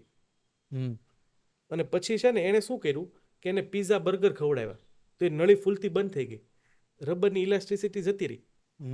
પછી એણે શું કર્યું કે એને રો પ્લાન્ટ બેઝ ખાવાનું આપ્યું તો 8 કલાકમાં ઇલાસ્ટિસિટી આવી ગઈ. એટલે હૃદય માટે સૌથી બેસ્ટ ફ્રેન્ડ નાઇટ્રેટ ઓક્સાઇડ. હા, આ હૃદયની નળીમાંથી આ ગેસ રિલીઝ થાય અને હૃદયને નળીને ઇલાસ્ટિસિટી આપે. ઓકે. કે બે એટલી નળી છે, સપોઝ આપણે 100નું બંડલ છે તો એમાં તમે 100 નોટ નાખી છે તો તમે 150 બી નાખી શકો, એની ઇલાસ્ટિસિટી સારી હોય તો. હા. તો એના માટે સૌથી બેસ્ટ ફ્રેન્ડ છે નાઇટ્રેટ ઓક્સાઇડ, અને એનું દુશ્મન છે ઇન્સ્યુલિન. એટલે બેઝિક કહું ને 80% આ મેજર દુશ્મનો છે ઇન્સ્યુલિન. એટલે તમારે હૃદયના કોઈ દર્દી હોય તો એને સવારે બ્રશ કરતા પહેલા ભૂખ્યા લોહી આપવાનું ને લેબોરેટરીને કહેવાનું ફાસ્ટિંગ ઇન્સ્યુલિન. એ 8 કરતાં ઓછો હોવો જોઈએ. જેટલો વધુ છે એટલું તમને હૃદયને લોડ વધુ આપો છો. એટલે ઇન્સ્યુલિન ઘટાડવા માટે ભૂખ્યા રહો, પ્રોસેસ ફૂડ બંધ કરો, ગળું બંધ કરો, કાર્બોહાઈડ્રેટ એટલે અનાજો ઓછા કરો, સૂપ, બાફેલા કઠોળ, કઠોળમાં મગ, મઠ, રાજમાની ભેળ, મકાઈનો ચેવડો, બાફેલું સૂપ પી શકો. વેજીટેબલ્સને ક્રશ કરી એની સ્મૂધી બનાવો, ફ્રૂટ્સને ક્રશ કરી એને જ્યુસ બનાવો, પણ ગાળવાનું નથી. આ કરશો તો તમારું ઇન્સ્યુલિન ડાઉન જશે, તમારું નાઇટ્રેટ ઓક્સાઇડ વધશે. આનાથી મોટો ફ્રેન્ડ કોઈ નહીં હૃદયના દર્દી માટે. 8 કલાકની અંદર એનો દુખાવો, ચાલવામાં શ્વાસ ચડવો, થાક લાગવો બધું જ ગાયબ. એટલે આવા દર્દીને દિવસમાં 1 વખત અનાજ ખાઈ શકાય, બાકીના 23 કલાક કાચું. ઓકે. સૂપ, સલાડ કે કઠોળ યુઝ કરો. બેસ્ટ. બેસ્ટ, હૃદય માટે બેસ્ટ. સ્ટેન્ટ અને બાયપાસ સારા કે પછી ખરાબ? ઓલવેઝ સારા. અને સ્ટેન્ટ અને બાયપાસ એ ઓલવેઝ ઇમરજન્સીમાં જ્યારે સ્ટડી થઈ ને ત્યારે ઇમરજન્સીમાં યુઝ કરવાની બંને પ્રોસેસ હતી. ઓકે. કે ભાઈ જે ચાલુ એટેક હોય ત્યારે ઇમિડિયેટલી વાયર નાખીને ત્યાં સ્ટેન્ટ મૂકી દો, અને નહીતર 2 દિવસ પછી બાયપાસ કરી નાખો. એટલે નવો રસ્તો ચાલુ થઈ જાય. એટલે જ્યારે તમે રોડ ઉપર જાઓ છો અને લાલ અક્ષરે ઇમરજન્સી રૂમ લખેલો છે અને હૃદયની હોસ્પિટલ છે, અને જ્યારે બી તમારે ચાલુ એટેક હોય, સડનલી દુખવા માંડ્યું, ECG કરાવ્યો, બ્લોકેજ ફાટી ગયું, ડૉક્ટર કીધું એટેક છે, તો ઓલવેઝ સારા. પણ તમે એમ કહો છો 6 મિનિટ પછી ચાલવામાં દુખે છે, રૂટીન ફોલોઅપમાં ગયો અને બ્લોકેજની ખબર પડી, તો ઓલવેઝ એનો સેકન્ડ ઓપ્શન છે. અને આ પબ્લિશ છે જર્નલોમાં, રિસર્ચ સ્ટડી થઈ છે આના ઉપર. ઇસ્કેમિયા સ્ટડી, ઘણી મોટી સ્ટડી હતી, ઓર્બિટા સ્ટડી, કે એમાં હતું કે જેટલું બને એટલું કન્ઝર્વેટિવ દવાનો વ્યવસ્થિત ઉપયોગ કરો, ડાયટ ચેન્જ કરો, પછી જરૂર પડે ને તો સ્ટેન્ટ બાયપાસ કરાવો. પણ ઇમરજન્સીમાં ઓલવેઝ સ્ટેન્ટ બાયપાસ કરાવાય. અને જ્યારે ઇમરજન્સી નથી ત્યારે સ્ટેન્ટ અને બાયપાસ ઓલવેઝ સેકન્ડ ઓપ્શન પર રાખો. ઓકે, તો એ ક્યારે કરાય ને ક્યારે ના કરાય? ચાલુ એટેક છે તો ડૉક્ટર કહે છે ચાલુ એટેક છે તો સ્ટેન્ટ મૂકી દો. ઓકે, દવાઓ લ્યો છો, ડાયટ કરો છો, નિયમિત કસરત, યોગા બધું કરો છો, તો બી 2 મિનિટ ચાલવામાં હૃદયના દર્દીને દુખે છે તો બાયપાસ કરાવાય. નથી થતું અને દવા લેવાની જ છે તો ના કરાવાય. હા, તમારો ડૉક્ટર અગર કહે છે કે સ્ટેન્ટ બાયપાસ હું કરી દઉં છું, પછી તમારે દવા નહીં લેવી જોઈએ તો કરાવો. પણ એ કહે છે તોય દવા લેવાની, તોય ખાવાનું લિમિટમાં ખાવાનું, તો ત્યારે એઝ એ સેકન્ડ ઓપ્શન એને રખાય. ઓકે. આ બધી જ બીમારી બહારની ખાણીપીણી ને આ બધી વસ્તુથી આવતી હોય છે. ચાલો સમજ્યા. સાહેબ, ઘરની વાત કરીએ તો સવારનો બ્રેકફાસ્ટ કેવો હોવો જોઈએ? બ્રેકફાસ્ટ આપણે વર્ડ યુઝ કરીએ ને એટલે એનું ગુજરાતી છે કે ફાસ્ટને બ્રેક કરો. ફાસ્ટને બ્રેક કરો. That is called breakfast. એટલે એનો એવો કયો મતલબ છે કે તમારે 8 વાગે જ ખાવાનું? તમે બ્રેકફાસ્ટ 11 વાગે કરો ને, બ્રેકફાસ્ટ બપોરે 12 વાગે કરો. પણ આ શું થઈ ગયું કે ત્યાંનું કલ્ચર એવું હતું કે ભાઈ વેકઅપ અર્લી અને ગો ફોર ઓફિસ વર્ક, એટલે કંઈક એ લોકોને લઈ જવાનું હતું. ફોરેન કલ્ચરમાં ટિફિન સર્વિસ નથી. ત્યાં શું કરે, બ્રેકફાસ્ટ હેવી કરી લે અને ડાયરેક્ટ સપર કે લંચ, ડિનર જે કહે ને એ ખાય. પણ આપણે તો શું કર્યું, સવારનું બ્રેકફાસ્ટ, બપોરનું લંચ, રાતનું ડિનર અને શોર્ટ મિલ. એટલે બ્રેકફાસ્ટનો મતલબ થાય કે તમારા ફાસ્ટને બ્રેક કરો, ઉપવાસને તોડો. That is breakfast. કરો ને કંઈ વાંધો નથી, પણ તમે બ્રેકફાસ્ટ 11-12 વાગે કરો અને જો રિઝલ્ટ. પણ આજે શું થઈ ગયું કે ડાયટિશિયન બધા આવ્યા કે સ્મોલ ઇન્ટરવલે ખાવા મળો. That is not. એટલે બ્રેકને ફાસ્ટ કરો પણ 16 કલાક પછી કરો અને જો રિઝલ્ટ કેવો આવે. એટલે have your breakfast at lunch and direct go for a dinner. Extremely good result. તો આવી રીતે બ્રેકફાસ્ટને ફોલો કરો. એના કલ્ચરને નહીં, આપણા કલ્ચરનો ઉપયોગ કરો. આપણા વડવાઓ નહોતા ખાતા સવારે, બપોરે શિરામણ, રાત્રે ભાતું. આજે બી ટ્રાઇબલ્સમાં જાઓ, આ સ્લમ લોકો છે, મજૂર લોકો છે, તો સવારે ખાવાનું બનાવે બિચારા, સાથે લઈ જાય, બપોરે 12-1 વાગે જમે. નથી બીમારી, જીવતું જાગતું ઉદાહરણ છે. એટલે બ્રેકફાસ્ટ આપણો વર્ડ નથી. એટલે બ્રેકફાસ્ટ તમારે કરવું બી છે તો 1 વાગે કે 2 વાગે કરો. આપણા ખાવામાં સૌથી ખરાબ વસ્તુ તો કઈ? ખાવામાં ખરાબ એટલે આપણે છે ને, આપણા જે રીતે દાંત છે ને એ રીતે આપણે શાકાહારી વ્યક્તિ છે. અને આપણે જે પ્રજાતિમાંથી આવ્યા હતા, આપણા પૂર્વજો 1000 વર્ષ 5000 વર્ષ ક્યારે બી ગણીએ તો એ વાંદરા હતા. એમાંથી આપણે ચેન્જ થઈને મનુષ્ય બન્યા. તો આપણો મેઇન ખોરાક છે ફ્રૂટ. એમાં કોઈ શંકાને સ્થાન નથી. પછી શું થઈ ગયું, એના પછીનો ખોરાક છે શાકભાજી. એટલે ફ્રૂટ, શાકભાજી, કઠોળ, ડ્રાય ફ્રૂટ, મસાલા એ આપણા બેઝિક ખોરાક છે. પણ આપણે શું કર્યું, વેસ્ટર્ન કલ્ચર એડપ્ટ કરી નાખ્યું. એટલે પ્રોસેસ ફૂડ લાવ્યા. અને અત્યારે ફાસ્ટ લાઈફ પ્રમાણે છે ને આપણે નથી એ ઝાડામાંથી છૂટી શકતા. પણ તમે આજે યુટ્યુબ પર લખો હેલ્ધી વેજીટેબલ સ્પાઇસી મસાલેદાર સૂપ, એક વખત ટ્રાય તો કરો. Soup, delicious salad. પણ આપણે શું છે, સલાડનો મતલબ આવે તો આખા કાંદા, આખા ટામેટા, આખું ગાજર, આખું કાકડી, એ જોઈને આપણે ફેડઅપ થઈ ગયા. પણ એ જ વસ્તુને અગર ક્રશ સ્મોલ પીસ કરીને, બાફીને, મસાલા નાખીને, સૂપ બનાવીને ખાઈને, તો હું પ્રોમિસ આપું 2 બાઉલ મોટા સૂપ પી જશો ને, તમને રાત્રે ફર્સ્ટ ક્લાસ ઊંઘ આવશે અને મગજને બી સેટાઇટ મળશે. બાકી તો પ્રોસેસ ફૂડ કેવું છે, તમારી જન્મથી જે તાસીર તમારા જીન્સ સ્ટ્રોંગ હશે તો તમે બહારનું ખાઈને 80 વર્ષ જીવી શકશો, પણ લાંબુ જીવન કરતાં હેલ્ધી જીવન જરૂરી છે. આજે દવા કે સપોર્ટ કે ઓપરેશનથી જીવવું, હા રેર કેસ બનતા હોય. આજે સોસાયટીમાં જોઈએ તો અમુક આલ્કોહોલ લેતા હોય, બહારનું ખાતા હોય તો 80 વર્ષ જીવા છે. એ રેર કેસ છે 10,001, પણ આપણે એને એક્ઝામ્પલ બનાવી દઈએ હા કે આ જો આ ખાય છે ને આ કરે છે. પણ હવે ભૂલી જાઓ, હવે તમે નહીં ખાવ તો અત્યારે છે ને મલ્ટિપલ ઓર્ગન ફેલર ડિઝીઝો આવી ગઈ છે કે એક જ સાથે કિડની, લીવર, હૃદય ફેલ, ડાયરેક્ટ વેન્ટી પર. ડૉક્ટરો કહી દે કે હવે તમારે લાસ્ટ આ જ છે, બીજું કોઈ ઓપ્શન નથી. પહેલાં એવું નહોતું. પહેલાં એક હૃદયની બીમારી થતી, કોઈને ખાલી બીપી જ આવતું, કોઈને શુગર જ આવતું, લીવરની બીમારી તો જોવા ન મળતી, કેમ કે બહારના વેચાતા શું કે ફૂડ હતું જ નહીં, ઘરનું બનાવેલું. સો ઓલવેઝ ઘરે ખાઓ, જેટલું બને એટલું રો ફૂડનો ઉપયોગ વધુ કરો, ટેવ પાડો. તમે નહીં પાડી શકો તો પ્લીઝ તમારા છોકરામાં પાડો. એક વચ્ચેનો એક એવો પ્રશ્ન મારે લેવો છે કે સાહેબ, ઘણા લોકોમાં અત્યારે એક વસ્તુ જોવા મળતી હોય છે કે ચીડચીડિયો સ્વભાવ, વારંવાર ગુસ્સે થઈ જવું, પોતે જ પોતાની અંદર જ રહેવું, અલોન, એમને એવું લાગે છે એ ડિપ્રેશનનો શિકાર છે. તો શું આમની પાછળ પણ ફૂડ જવાબદાર ખરું? ના, એની પાછળ છે ને હોર્મોન, ઇન્સ્યુલિન હોર્મોન, એને કોર્ટિઝોલ બી કહેવાય. કોર્ટિઝોલ હોર્મોન જેટલો વધુ ને એટલો ચીડચીડિયો સ્વભાવ, ઊંઘ નહીં આવવી, ફેટ જામમાં થવું શરીરમાં, અને શુગર, બીપી આવવા મળવું. એટલે હોર્મોન છે ને મગજને સ્પાઇક આપે, ફાઇટ સિચ્યુએશન કરે. આના માટે બેસ્ટ છે વોકિંગ કરવું. વોકિંગ કરો. હા, રોજે 30 થી 40 મિનિટ તડકામાં રહેવું, અને જ્યારે સૂર્યાસ્ત થઈ જાય એના પહેલાં જમી લેવું. ઓકે. હા, અને બને એટલું પ્રોટીન ખાવું, કઠોળ, સોયાબીન. જેટલું પ્રોટીન ખાશો ને એટલો કોર્ટિઝોલ હોર્મોન ડાઉન જાય. અને કંઈ નહીં કરો, 20 મિનિટ, એટલીસ્ટ 20 મિનિટ લાઇટ બંધ, પંખો બંધ, અવાજ બંધ, રૂમ બંધ, અંધારું કરી અને 20 મિનિટ ખાલી તમે એ ઓબ્ઝર્વ કરો કે તમે શ્વાસ લ્યો છો ને છોડો છો. એની પર જ ખાલી ધ્યાન આપો, શ્વાસોશ્વાસની ક્રિયા કોઈ આપો. વ્યક્તિ સ્ટાર્ટિંગમાં ન કરી શકે, વિચાર ભ્રમિત થતો હોય તો 1 થી 100 બોલો. અવાજ નથી કરવાનો, ખાલી કાઉન્ટ કરવાનું છે મગજમાં. એનાથી કોર્ટિઝોલ ડાઉન થશે, ઇમિડિયેટલી સ્વભાવમાં ચેન્જ થાય.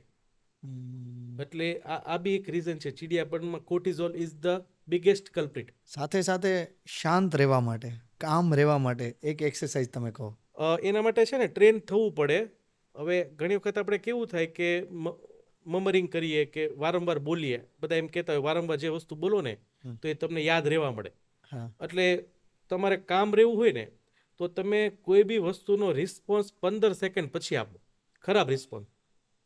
આજે આપણે સારો રિસ્પોન્સ શેર કરીએ છીએ, પણ આજે તમે કંઈક સડનલી મને બોલી દો અને હું ઇમિડિયેટલી બોલી દઉં.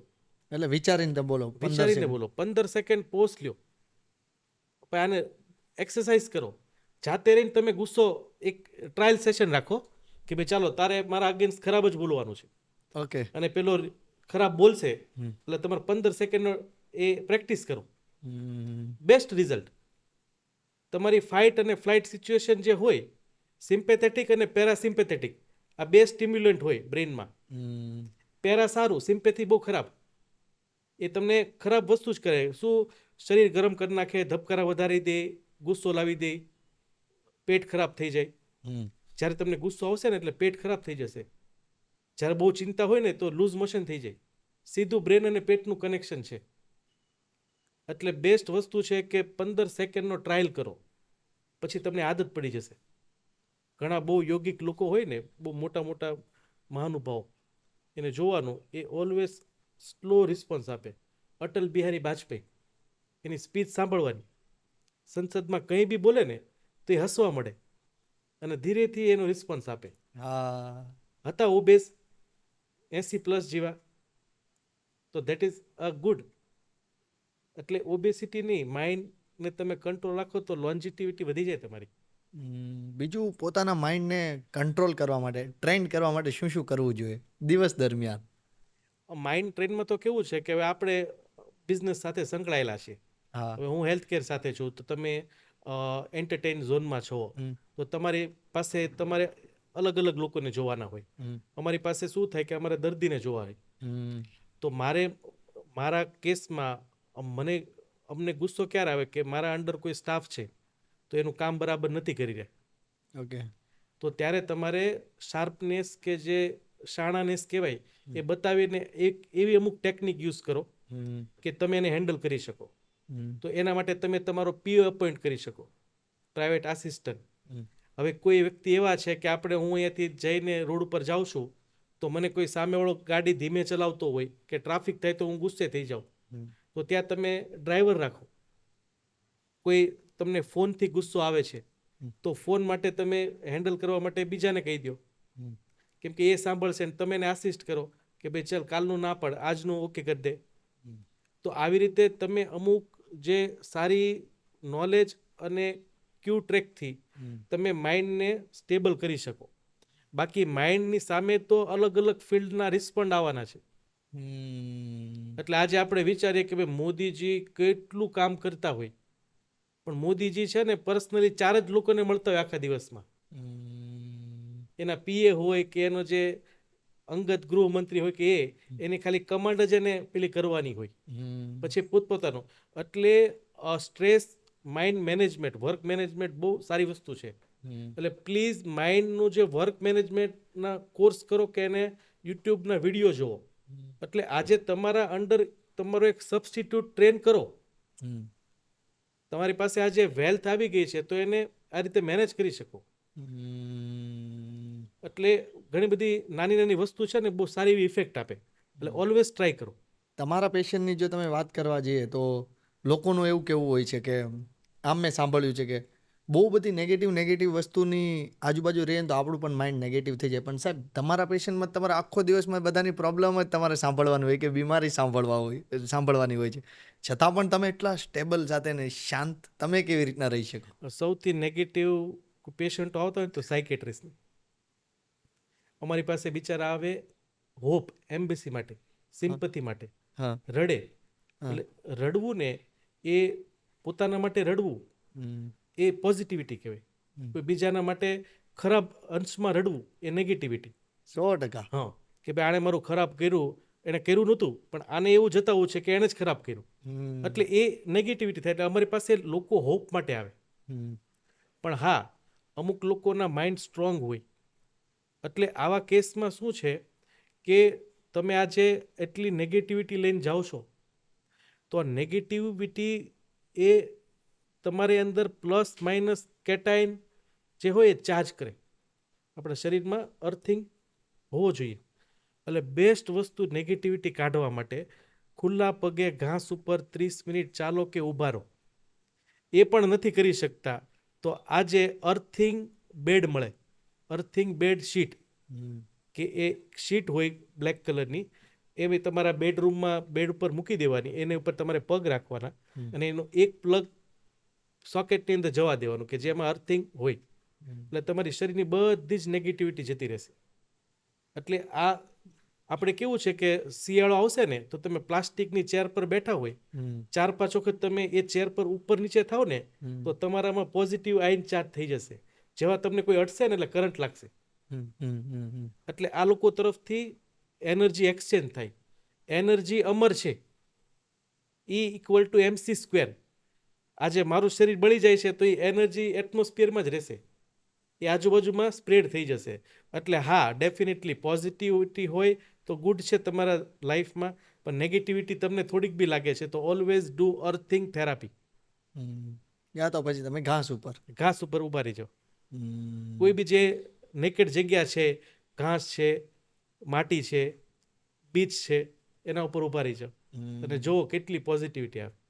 વાહ વાહ વાહ વાહ સાહેબ, તમે આજે ઘણું બધું અમને શીખવાડી રહ્યા છો ને ઘણું બધું અમને શીખવા મળી રહ્યું છે. ચોક્કસ. કેમ કે આ અમુક પ્રશ્નો એવા હોય છે જે અમુક સામાન્ય પ્રશ્નો હોય છે જે લોકો નથી કહેતા પણ પોતાની અંદર હોય છે. ભગવાન એક છે ને ઓલવેઝ એક રસ્તો બનાવેલો જ છે. એટલે આજે જે કહેવાય કે આજે તમે એક વસ્તુને પકડી અને ચાલો અને એના ઉપર જ અટકી રહો. આજે તમે કહો કે ભાઈ મારી ટ્રીટમેન્ટ જ સારી, મારી દવા જ ઓકે, બાકી બધું બકવાસ, કેમ કે મારી દવાએ રિઝલ્ટ આપ્યું છે. પણ એ જ વ્યક્તિ મંદિરમાં પૂજા કરશે ભગવાનની. હમ આજે ભગવાન એને જોયા નથી, હમ એને ખબર નથી ભગવાન કેવા દેખાય, એને એ ખબર નથી કે ભગવાને પરચો આપ્યો, હમ કે ભગવાને ચમત્કાર કર્યો, પણ તો ત્યાં માને. તો that is called observation science. એ શું કરવા કરે છે? કોઈ બી રિનોટ ડોક્ટર છે, એને હોસ્પિટલ બનાવે તો પૂજા કરે છે, મંદિર રાખે છે.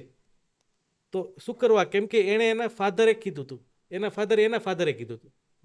એટલે આજે આપણી જે 5000 વર્ષ જૂની સંસ્કૃતિ છે, એટલે એમાં એવું આવ્યું હતું કે એક એવા રાજા કે એક એવા વ્યક્તિ હતા કે જેણે માર્કેટમાં પોઝિટિવિટી ફેલાવી, કે લોકોનું સારું કર્યું, કલ્યાણ. અને મે બી એટલા પોઝિટિવ થઈ ગયા હોય કે એને બ્રેનનો ઉપયોગ કરીને એવી એનર્જી બી પેદા કરી હોય કે એ હાથથી વસ્તુ હલાવી શકે.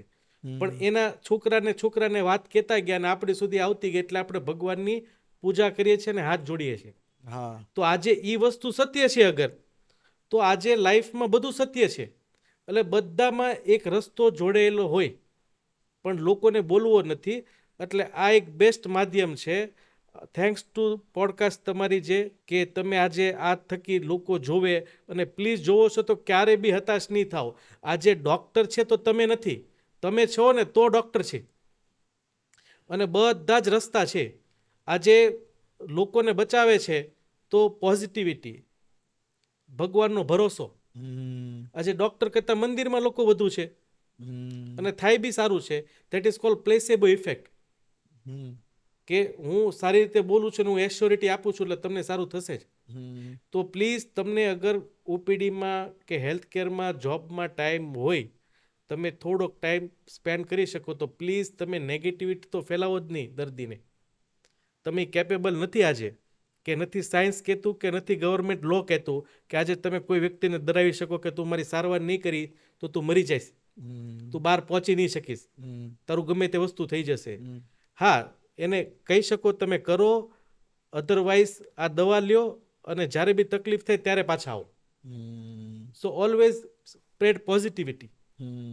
આની સાથે સાથે એ પણ વાત યાદ આવે છે કે અત્યારે આપણી પણ આજુબાજુ ઘણા એવા કેસ બનતા હોય છે કે લોકો થોડા હતાશ થઈ જાય ને તરત કંઈક અલગ પગલું ભરી લે છે.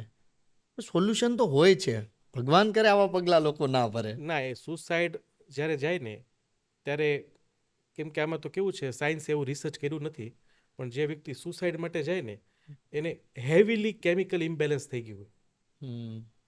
જે થિંકિંગ રિસેપ્ટર, રિસ્પોન્સ રિસેપ્ટર હોય ને એ લોકોને ડિમિનિશ થઈ જાય. એટલે જ્યારે બી તમે મગજ શાંત કરવાની, વિચારવાયુ બંધ કરવાની કે ઊંઘની દવા લો છો ને, તો એની સાઈડ ઇફેક્ટમાં આવે સુસાઇડલ ટેન્ડન્સી. હવે કોઈ વ્યક્તિ લેતું નથી ને તો એ રિસેપ્ટર જે દવાથી બંધ થાય ને, એ વ્યક્તિએ એંગરથી, ડિપ્રેશનથી, કે માહોલથી, કે એને ટ્રેન કરવામાં આવ્યા, કે બ્રેન વોશ કરવામાં આવ્યા, એનાથી ટેન્ડન્સી આવીને રિસેપ્ટરો બ્લોક થઈ જાય. આજે એક સિમ્પલ વસ્તુ છે, તમને હું પાણીમાં ડૂબાડી દઉં ને, તમે ક્યારેય જાતે ડૂબી નહીં શકો. હા, તમે ક્યારે બી નહીં કરી શકો. હા, તમે ગટ્સ કરીને, તમે બોલ્ડ ડિસિઝન લઈને તમે છલાંગ લગાવી શકો, પણ તમે કોઈ વ્યક્તિ પાણીમાં ડૂબી ન શકે જાતે. ઓલવેઝ ઉપર આવશે. કેટલું સરસ બ્રેનનું ક્રિએશન છે કે રિસ્પોન્ડ કરવાનું. આજે ડૂબીને મરવું ને એ સૌથી પીડાદાયક મોત કહેવાય, સૌથી પીડાદાયક. કોઈ વ્યક્તિ એમ કહી દે ને કે હું નાક બંધ કરીને મરી જાઉં પાણીમાં જઈને, ઇમ્પોસિબલ. એટલે આ હેવીલી હોય, એટલે આવા વ્યક્તિ હોય ને એ અલગ તરી આવતા હોય. વારંવાર ગુસ્સો અને ડિપ્રેશન થઈ જવું, ભાગી જવું, ફોન બંધ કરી દેવા, મારી દેવું ઘરમાં, તો એ આ રસ્તા ઉપર છે વ્યક્તિ. તો એને ઓલવેઝ એક ગુડ સાયકેટ્રિસ્ટ, કાઉન્સિલરની જરૂર છે, એને રિહેબની જરૂર છે, કે જે તમને આશ્રમમાં 1-2 મહિના રાખે. એ કરશો ને તો એ વ્યક્તિની લાઈફ બચી જાય. અને તમને એવું લાગે છે કે એ અમુક વાતો પોતાની અંદર રાખે છે, શેર નથી કરતા? શેર કરી દે તો મને લાગે છે અડધો ટેન્શન આમનામ રિલીઝ થઈ જાય. પણ એમાં કેવું છે, એક સોસાયટીનો માહોલ, કે બિચારાને હવે ફેમિલીમાં કે બે સપોઝ મેરેજ થયા છે તો એ નાના ઘરની છોકરી લેવા છે તો પેલીને દબાઈને જ રહેવાનું. આજે ઇક્વાલિટી ના હોય તો બી દબાઈને રહેવાનું, કે ભાઈ કોઈ ગ્રેજ્યુએટ વ્યક્તિ હોય ને 6-7 ભણેલી છોકરી લઈને આવો. એટલે આવું જો કરતા હોય ને તો આપણે તો આઈડેન્ટિફાઈ ના કરી શકીએ, પણ જો કોઈ વ્યુઅર્સ એવું કરે છે કે વાત અંદર રાખે છે તો એને જરૂર છે 1-2 ફ્રેન્ડ બનાવવાની. હમ. બોલી દો તમે, હા, રિલીઝ કરી નાખો. રિલીઝ કરી દો. હમ. એટલે એ લોકોને ખરેખર જરૂર છે ફ્રેન્ડની, હમ. યોગા ગ્રુપની કે સોસાયટીનું ગ્રુપ, યોગા ગ્રુપ. વાહ. મંદિરમાં જાઓ અને બોલો, પ્લીઝ શેર કરો. હા, તમે એને કહી દેજો કે આ વાત બીજા કોઈને ન કરે, હમ. પણ તમે વાત શેર કરો તો હમ. પેલો જ્યારે વાત શેર કરીને એનો રિસ્પોન્ડ આપશે ને હમ. ત્યારે ભલે ગમે તેવો ઓલા બોલા ચાલા વગર કે ગમે તેવો ઇલોજિકલ બી રિસ્પોન્સ આપે, પણ આને કંઈક રસ્તો મળશે એમાંથી નીકળવાનો. 100%. એટલે ઓલવેઝ બોલવું જોઈએ. હૃદયમાં લોહી વધારવું હોય તો ઈઝી રસ્તો કયો? હૃદયમાં લોહી વધારવું છે તો બીજું હૃદય કહેવાય પગ. પગ. હા, પગ લોહી ઉપર ફેંકે. હમ. એટલે સૌથી બેસ્ટ વસ્તુ દોડી લ્યો, કાફ મસલ્સ દબાય એ વસ્તુ કરો, લોહી ઇમિડિયેટલી વધી જશે. સેકન્ડ વસ્તુ, નાઇટ્રેટ ઓક્સાઇડ રિલીઝ કરો. એટલે જ્યારે તમે દોડો છો ને તો એના 8 કલાકમાં તમે કાચું ખાધું હોય ને હમ. ત્યારે જ દોડી જાઓ. ત્યારે હૃદયની નળીમાં ઇલાસ્ટિસિટી વધુ હોય. એટલે કોઈ માણસ ધીરે ધીરે ચાલે ને અડધી કલાક ચાલે છે, કોઈ એવું ક્લેમ કરે છે કે હું રોજનું 1 કલાક ચાલું છું. એ જરૂરી નથી. તમે ચોપાટીમાં જાઓ છો કે જોગિંગ ટ્રેકમાં જાઓ છો, ગાર્ડનમાં જાઓ છો, ઇમિડિયેટલી દોડવા મળો, પાછા ઊભા રહી જાઓ, પાછા ફરીથી દોડો. સ્ટ્રોક ક્રિએટ થવો જોઈએ, રિસીવિંગ સ્ટ્રોક.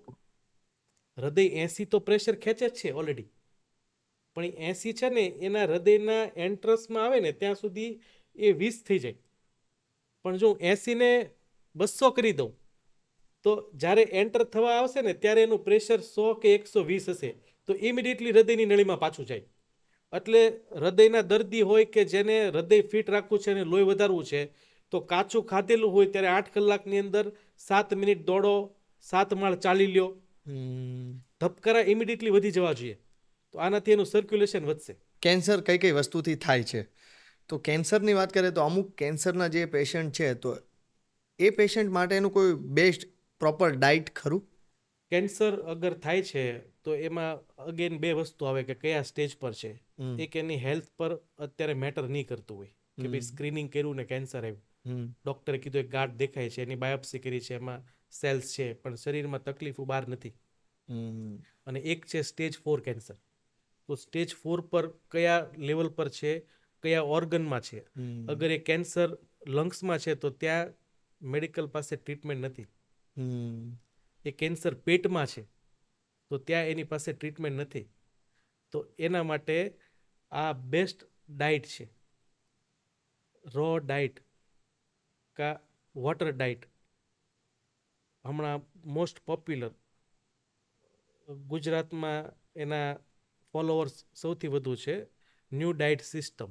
આખો દિવસ કાચું. એટલે કાચામાં બી શું કરવાનું કે જે બી શાકભાજી ફ્રૂટ્સથી ખાવ ને તો એને નમકવાળા પાણીમાં 10 મિનિટ રાખી મૂકવાના અને વોશ કરી એની સલાડ બનાવો કે પેસ્ટીસ કે સ્મૂધી બનાવો, એ કરો. એટલે ઓલવેઝ મારું સજેશન છે કે તમે કોઈ બી સ્ટેજ પર હોય એના માટે અગર સ્ટેજ 1, 2 પર છો, એટલે એવું કંઈ નથી, એવું કોઈ વસ્તુ નથી કે આજે ઇમિડિયેટલી કેન્સર સ્પ્રેડ થઈ જાય. સ્ટેજ 4માં અગર લંગ્સમાં અને પેટમાં છે તો ત્યાં એની પાસે કોઈ પેલિએટિવ ક્યોર સિવાય કોઈ ઇલાજ જ નથી. તો ત્યારે બી આ ડાયટ કરો.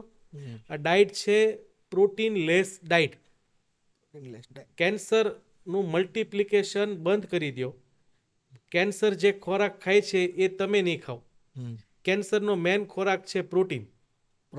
હા, કેસીન પ્રોટીન, શુગર અને કાપ્સમાંથી બી શુગર મળશે, ગળી વસ્તુમાંથી બી શુગર મળશે, અને દૂધમાં બી લેક્ટોઝ મળશે, એ બી શુગરનો પ્રકાર છે. એટલે ઓર્ગેનિક વસ્તુ પર આવી જાઓ. અનાજ, કાર્બોહાઈડ્રેટ, શુગર, દૂધ બંધ કરો છો એટલે ઇમિડિયેટલી કેસીન પ્રોટીન 0 થઈ જશે અને કેન્સરનો ગ્રોથ બંધ થઈ જશે. અને એવરી મંથ ફરીથી રિપોર્ટ જોવો, એ ગાંઠ જુઓ, ગલોફામાં ચાંદી પડી છે તો એ ઓબ્ઝર્વ કરો, ઇમિડિયેટલી રિલીફ ચાલુ થશે. એટલે કેન્સરનો ડાયટ છે કે કેન્સરને જે ખાવું હોય એ ખાવાનું તમે બંધ કરી દો. એ છે પ્રોટીન, એનિમલ પ્રોટીન. બીજું છે કાપ્સ, શુગર અને મિલ્ક. 4 બંધ કરો. ઓર્ગેનિક ડાયટ પર આવો, ઓર્ગેનિક ખાજો, જેટલું બને પેસ્ટિસાઇડ ફ્રી ખાવાનું ખાઓ, હમ. 1 મહિનાની અંદર એક્સ્ટ્રીમલી ગુડ રિઝલ્ટ. કદાચ એવો ડાઉટ હોય કે મને કદાચ કેન્સર છે તો એનો કોઈ એવો રિપોર્ટ ખરા સાહેબ? આમ કમ્પ્લીટલી તો ના કહેવાય, પણ પેટમાં અગર કંઈ દેખાય છે ગાંઠ કે ટ્યુમર્સ કે એવું, હમ. તો પ્રાઇમરી સ્ટેજ પર કરી શકો. પણ એ કેવું છે કે એ ડૉક્ટર પ્રિસ્ક્રાઇબ નહીં કરી શકે. આજે તમે ડૉક્ટર પાસે જાઓ અને ડૉક્ટરને તમે એવું રિક્વેસ્ટ કરો કે ભાઈ મારે જોવું છે કે કેન્સર મને છે કે નહીં, તો ડૉક્ટર ના પાડશે હમ. કે એવું કોઈ રિપોર્ટ્સ ના હોય. પણ તમને મેં જે કીધું કે તમારી જે daily basic urge, natural urge જે કહેવાય ને, હમ. કે આપણે ટેવાયેલા છીએ, બગાસું આવવું જોઈએ, પેટ સાફ થવું જોઈએ, ગેસ છૂટવો જોઈએ, હમ. કબજિયાત ન રહેવો જોઈએ, હમ. ઊંઘ આવવી જોઈએ, હમ. પેશાબ રેગ્યુલર થવું જોઈએ, પેટ ફૂલી ના જવું જોઈએ. અગર નથી થતું તો સમથિંગ ઇનબેલેન્સ છે. તો એની માટે એક ESR ટેસ્ટ આવે બ્લડમાં, ESR, હમ. એ હાઈ નહીં હોવો જોઈએ. એક HSCRP છે, એ હાઈ નહીં હોવો જોઈએ. એ અગર હાઈ છે તો તમને જે પર્ટિક્યુલર તકલીફ થાય છે ને એ ડૉક્ટરને મળો અને એની સાથે ડિસ્કસ કરો કે મને આના લિંક કેન્સર સાથે છે કે નહીં, તો એ તમને સજેસ્ટ કરશે કે કયા રિપોર્ટ ફર્ધર કરાવવા. બાકી એવો કોઈ રિપોર્ટ્સ નથી કે જેનાથી કેન્સર જાણી શકાય. અને કરાવવા પડે તો 15થી 20 રિપોર્ટ્સ કરાવવા પડે. હમ. એ રિપોર્ટ્સમાં કંઈ નહીં આવે ને તો જેટલું એક્સપોઝર કે રેડિયેશન હશે ને એનાથી કેન્સર થઈ જશે. ઓહ. એટલે નેચરલ અર્જમાં ધ્યાન રાખો અને બાયોમાર્કરમાં તમે ઇન્ફ્લામેટરી બાયોમાર્કર જોઈ શકો. Okay okay. તંદુરસ્ત રહેવા માટે બેસ્ટ મેડિસિન કઈ? તંદુરસ્ત રહેવા માટે બેસ્ટ વસ્તુ માઇન્ડ તંદુરસ્ત રહેવું જોઈએ. એટલે ગુસ્સો નહીં આવવો જોઈએ. ગુસ્સો નહીં આવે, એકદમ શાંત નેચર છે, હસમુખો નેચર છે, લોકો સાથે ઝઘડો નથી થતો, તો તમારું ખાવાનું બી પાચન થશે. હમ. ગુસ્સો આવશે તો તમારું ખાવાનું અનિયમિત થશે, ગમે તેવું ખાઈ લેશો તમે, ગમે તે સમયે ખાશો, ગમે તે વ્યસન બનશે. તો સૌથી બેસ્ટ વસ્તુ હેલ્ધી રહેવા માટે માઇન્ડ હેલ્ધી હોવું જોઈએ. એના માટે બેસ્ટ વસ્તુ છે મેડિટેશન. પ્રોપર મેડિટેશન કરો. 20 મિનિટ લાગે ખાલી, 20થી 25 મિનિટ. અને ગમે ત્યાં થઈ શકે, ગાડીમાં થઈ શકે, ઘરમાં થઈ શકે, સૂતી વખતે થઈ શકે, ઓફિસ વર્કમાં થઈ શકે, ઓફિસમાં થઈ શકે. સિમ્પલ આંખ બંધ કરીને ઓફિસમાં છો તો હેડફોન યુઝ કરો કે નોઇઝ કેન્સલેશન થઈ જાય. 20 મિનિટ બ્રીથિંગ પેટર્ન કરો, એ મગજને શાંત કરશે. મગજ શાંત રહેશે તો બોડી હેલ્ધી રહેશે. અને જેટલું બને એટલું ઘરનું ખાઓ, જેટલું બને એટલું. ખાઈ લો બહારનું વન્સ અ વીક, ઓકે છે, એન્જોય કરી લો. ઘરનું બનાવેલું ગરમા ગરમ ખાઓ. અને ત્રીજું, જેટલું બને એટલું, જ્યાં સુધી જરૂર ન હોય, કેમિકલ બેઝ ટ્રીટમેન્ટ ન કરો. એ પછી એલોપેથિક દવા છે કે બહારના chemical, skin therapy, hair treatment, laser therapy, કેમિકલનો ઉપયોગ ઓછામાં ઓછો કરો તો ઓલવેઝ હેલ્ધી રહે. આઈ થિંક 95% જેટલું કવરઅપ કરી લે હેલ્ધી રહેવા માટે. ઓર અપવાદમાં એવા આવે કે બિચારા એવા બી દર્દી હોય, અમારી સાથે આવતા હોય કે હું તો સાધુ છું, મેં બહારનું ખાધું નહોતું, પણ એના જીન્સ મ્યુટેટ નહીં થયા હોય અને એ એને જેનેટિકમાંથી મળતી બીમારી હોય. પણ આ જે મેં કીધું લાઈફસ્ટાઈલમાં આ વસ્તુ એને ઓલવેઝ આવેલા હોય. ગુસ્સો થવાનું, બહારનું ખાવાનું હોય. પણ આ બહુ રેર ઓફ ધ રેર કે સાયન્સ 5% ઉપર ડિટેક્શન અમે ગણી બી નહીં, 5% લોકોને અમે કેસ જોઈએ બી નહીં. પણ 95% જે છે, મગજને શાંત રાખો, ઘરનું ખાઓ, હેલ્ધી ખાઓ, એ મોર દેન ઇનફ છે. તમે અત્યારે વાત કરી મેડિટેશનની, તો શું આપણે હેડફોન લગાવીને મ્યુઝિક સાથે મેડિટેશન કરવું સારું કહેવાય કે પછી? એમાં એક એક્ટિવ મેડિટેશન આવે, એ તમને બોલે છે એ ફોલો કરો. ઓકે, ઇન્સ્ટ્રક્શન આખી. હા, એટલે એમાં તમે સવાસનનો ઉપયોગ કરી શકો. અને અમુક મેડિટેશન ગાઈડેડ વિડીયો આવે 20 મિનિટના, 50 મિનિટના, એ બોલતા જાય, એ તમે ફોલો કરતા જાઓ. અને બીજું છે પેસિવ મેડિટેશન, કે તમે જાતે એક્ટિવમાંથી પેસિવમાં આવી જાઓ તો તમે જાતે કરી શકો. બ્રહ્માકુમારીમાં 7 દિવસના ક્લાસીસ કરી શકો, ત્યાં તમને મેડિટેશન કરતા શીખવાડે. એટલે કે આ પાર્ટ ઓફ તમારે બોડીની એક જે નેચરલ પ્રોસેસ કહેવાય ને, એ તમે કરતા શીખી જાઓ. આજે કેમ 2 વ્હીલ ચલાવતા શીખીએ આપણે, સાયકલ ચલાવતા, તો એક સ્કિલ હતી. એટલે એમ જો અગર તમે મેડિટેશનને તમે સ્કિલફુલ બનાવી શકો તો તમને એ ડેફિનેટલી એક્સ્ટ્રીમલી ગુડ રિઝલ્ટ આપશે. એક્સ્ટ્રીમલી. આજે આઈફોનમાં એક નવું સોફ્ટવેર થયું છે એડ ઓન iOSમાં, કે જેની પાછળ આઈફોનના જે બેકગ્રાઉન્ડ સ્ટાફે છે એ હ્યુજ લોબી ઇન્વોલ્વ કરી. એ શું કરવા? મેડિટેશન અને યોગા માટે. એટલે આજે ઘણી બધી એપ્સ છે, આઈફોન તરફથી બી છે અથવા પેડ એપ બી છે, તો એને ફોલો કરો. સિમ્પલ, પહેલાં એક્ટિવ કરો ને પછી પેસિવ કરો. ઓકે. તો સાહેબ તમને શું લાગે છે, એક્ટર અને પોલિટિશિયન હેલ્ધી રહેવા માટે કેવું ફૂડ લેતા હશે? આપણા મોદીજી હા. સૌથી સિક્યોર સ્ટેબલ વ્યક્તિ. હમ. ડૉક્ટરની ફૂલ પેનલ હોય, મંથલી ચેકઅપ હોય, કોઈ બ્લડ પ્રેશર, શુગર, કોઈ ઓપરેશન નથી, કોઈ દવા નથી લેતા. એ જે ડાયટ કરે છે એ હું પણ કરું છું. That is carbohydrate deaddicted diet. આ અમારે ડિટેલમાં જાણવું છે. હા, એ ડાયટ એ જાતે બી ફોલો કરે છે ઘણા ટાઈમથી. અને રિસન્ટલી હમણાં 6 મહિના પહેલાંના ન્યૂઝપેપર આર્ટિકલમાં એનું પબ્લિકેશન આવ્યું હતું કે હું શું ડાયટ લઉં છું. એ દિવસમાં 2 જ વાર જમે, that is 2 meal a day. 2 વાર જે જમવું છે, જમવાનો સમય છે 50 મિનિટ.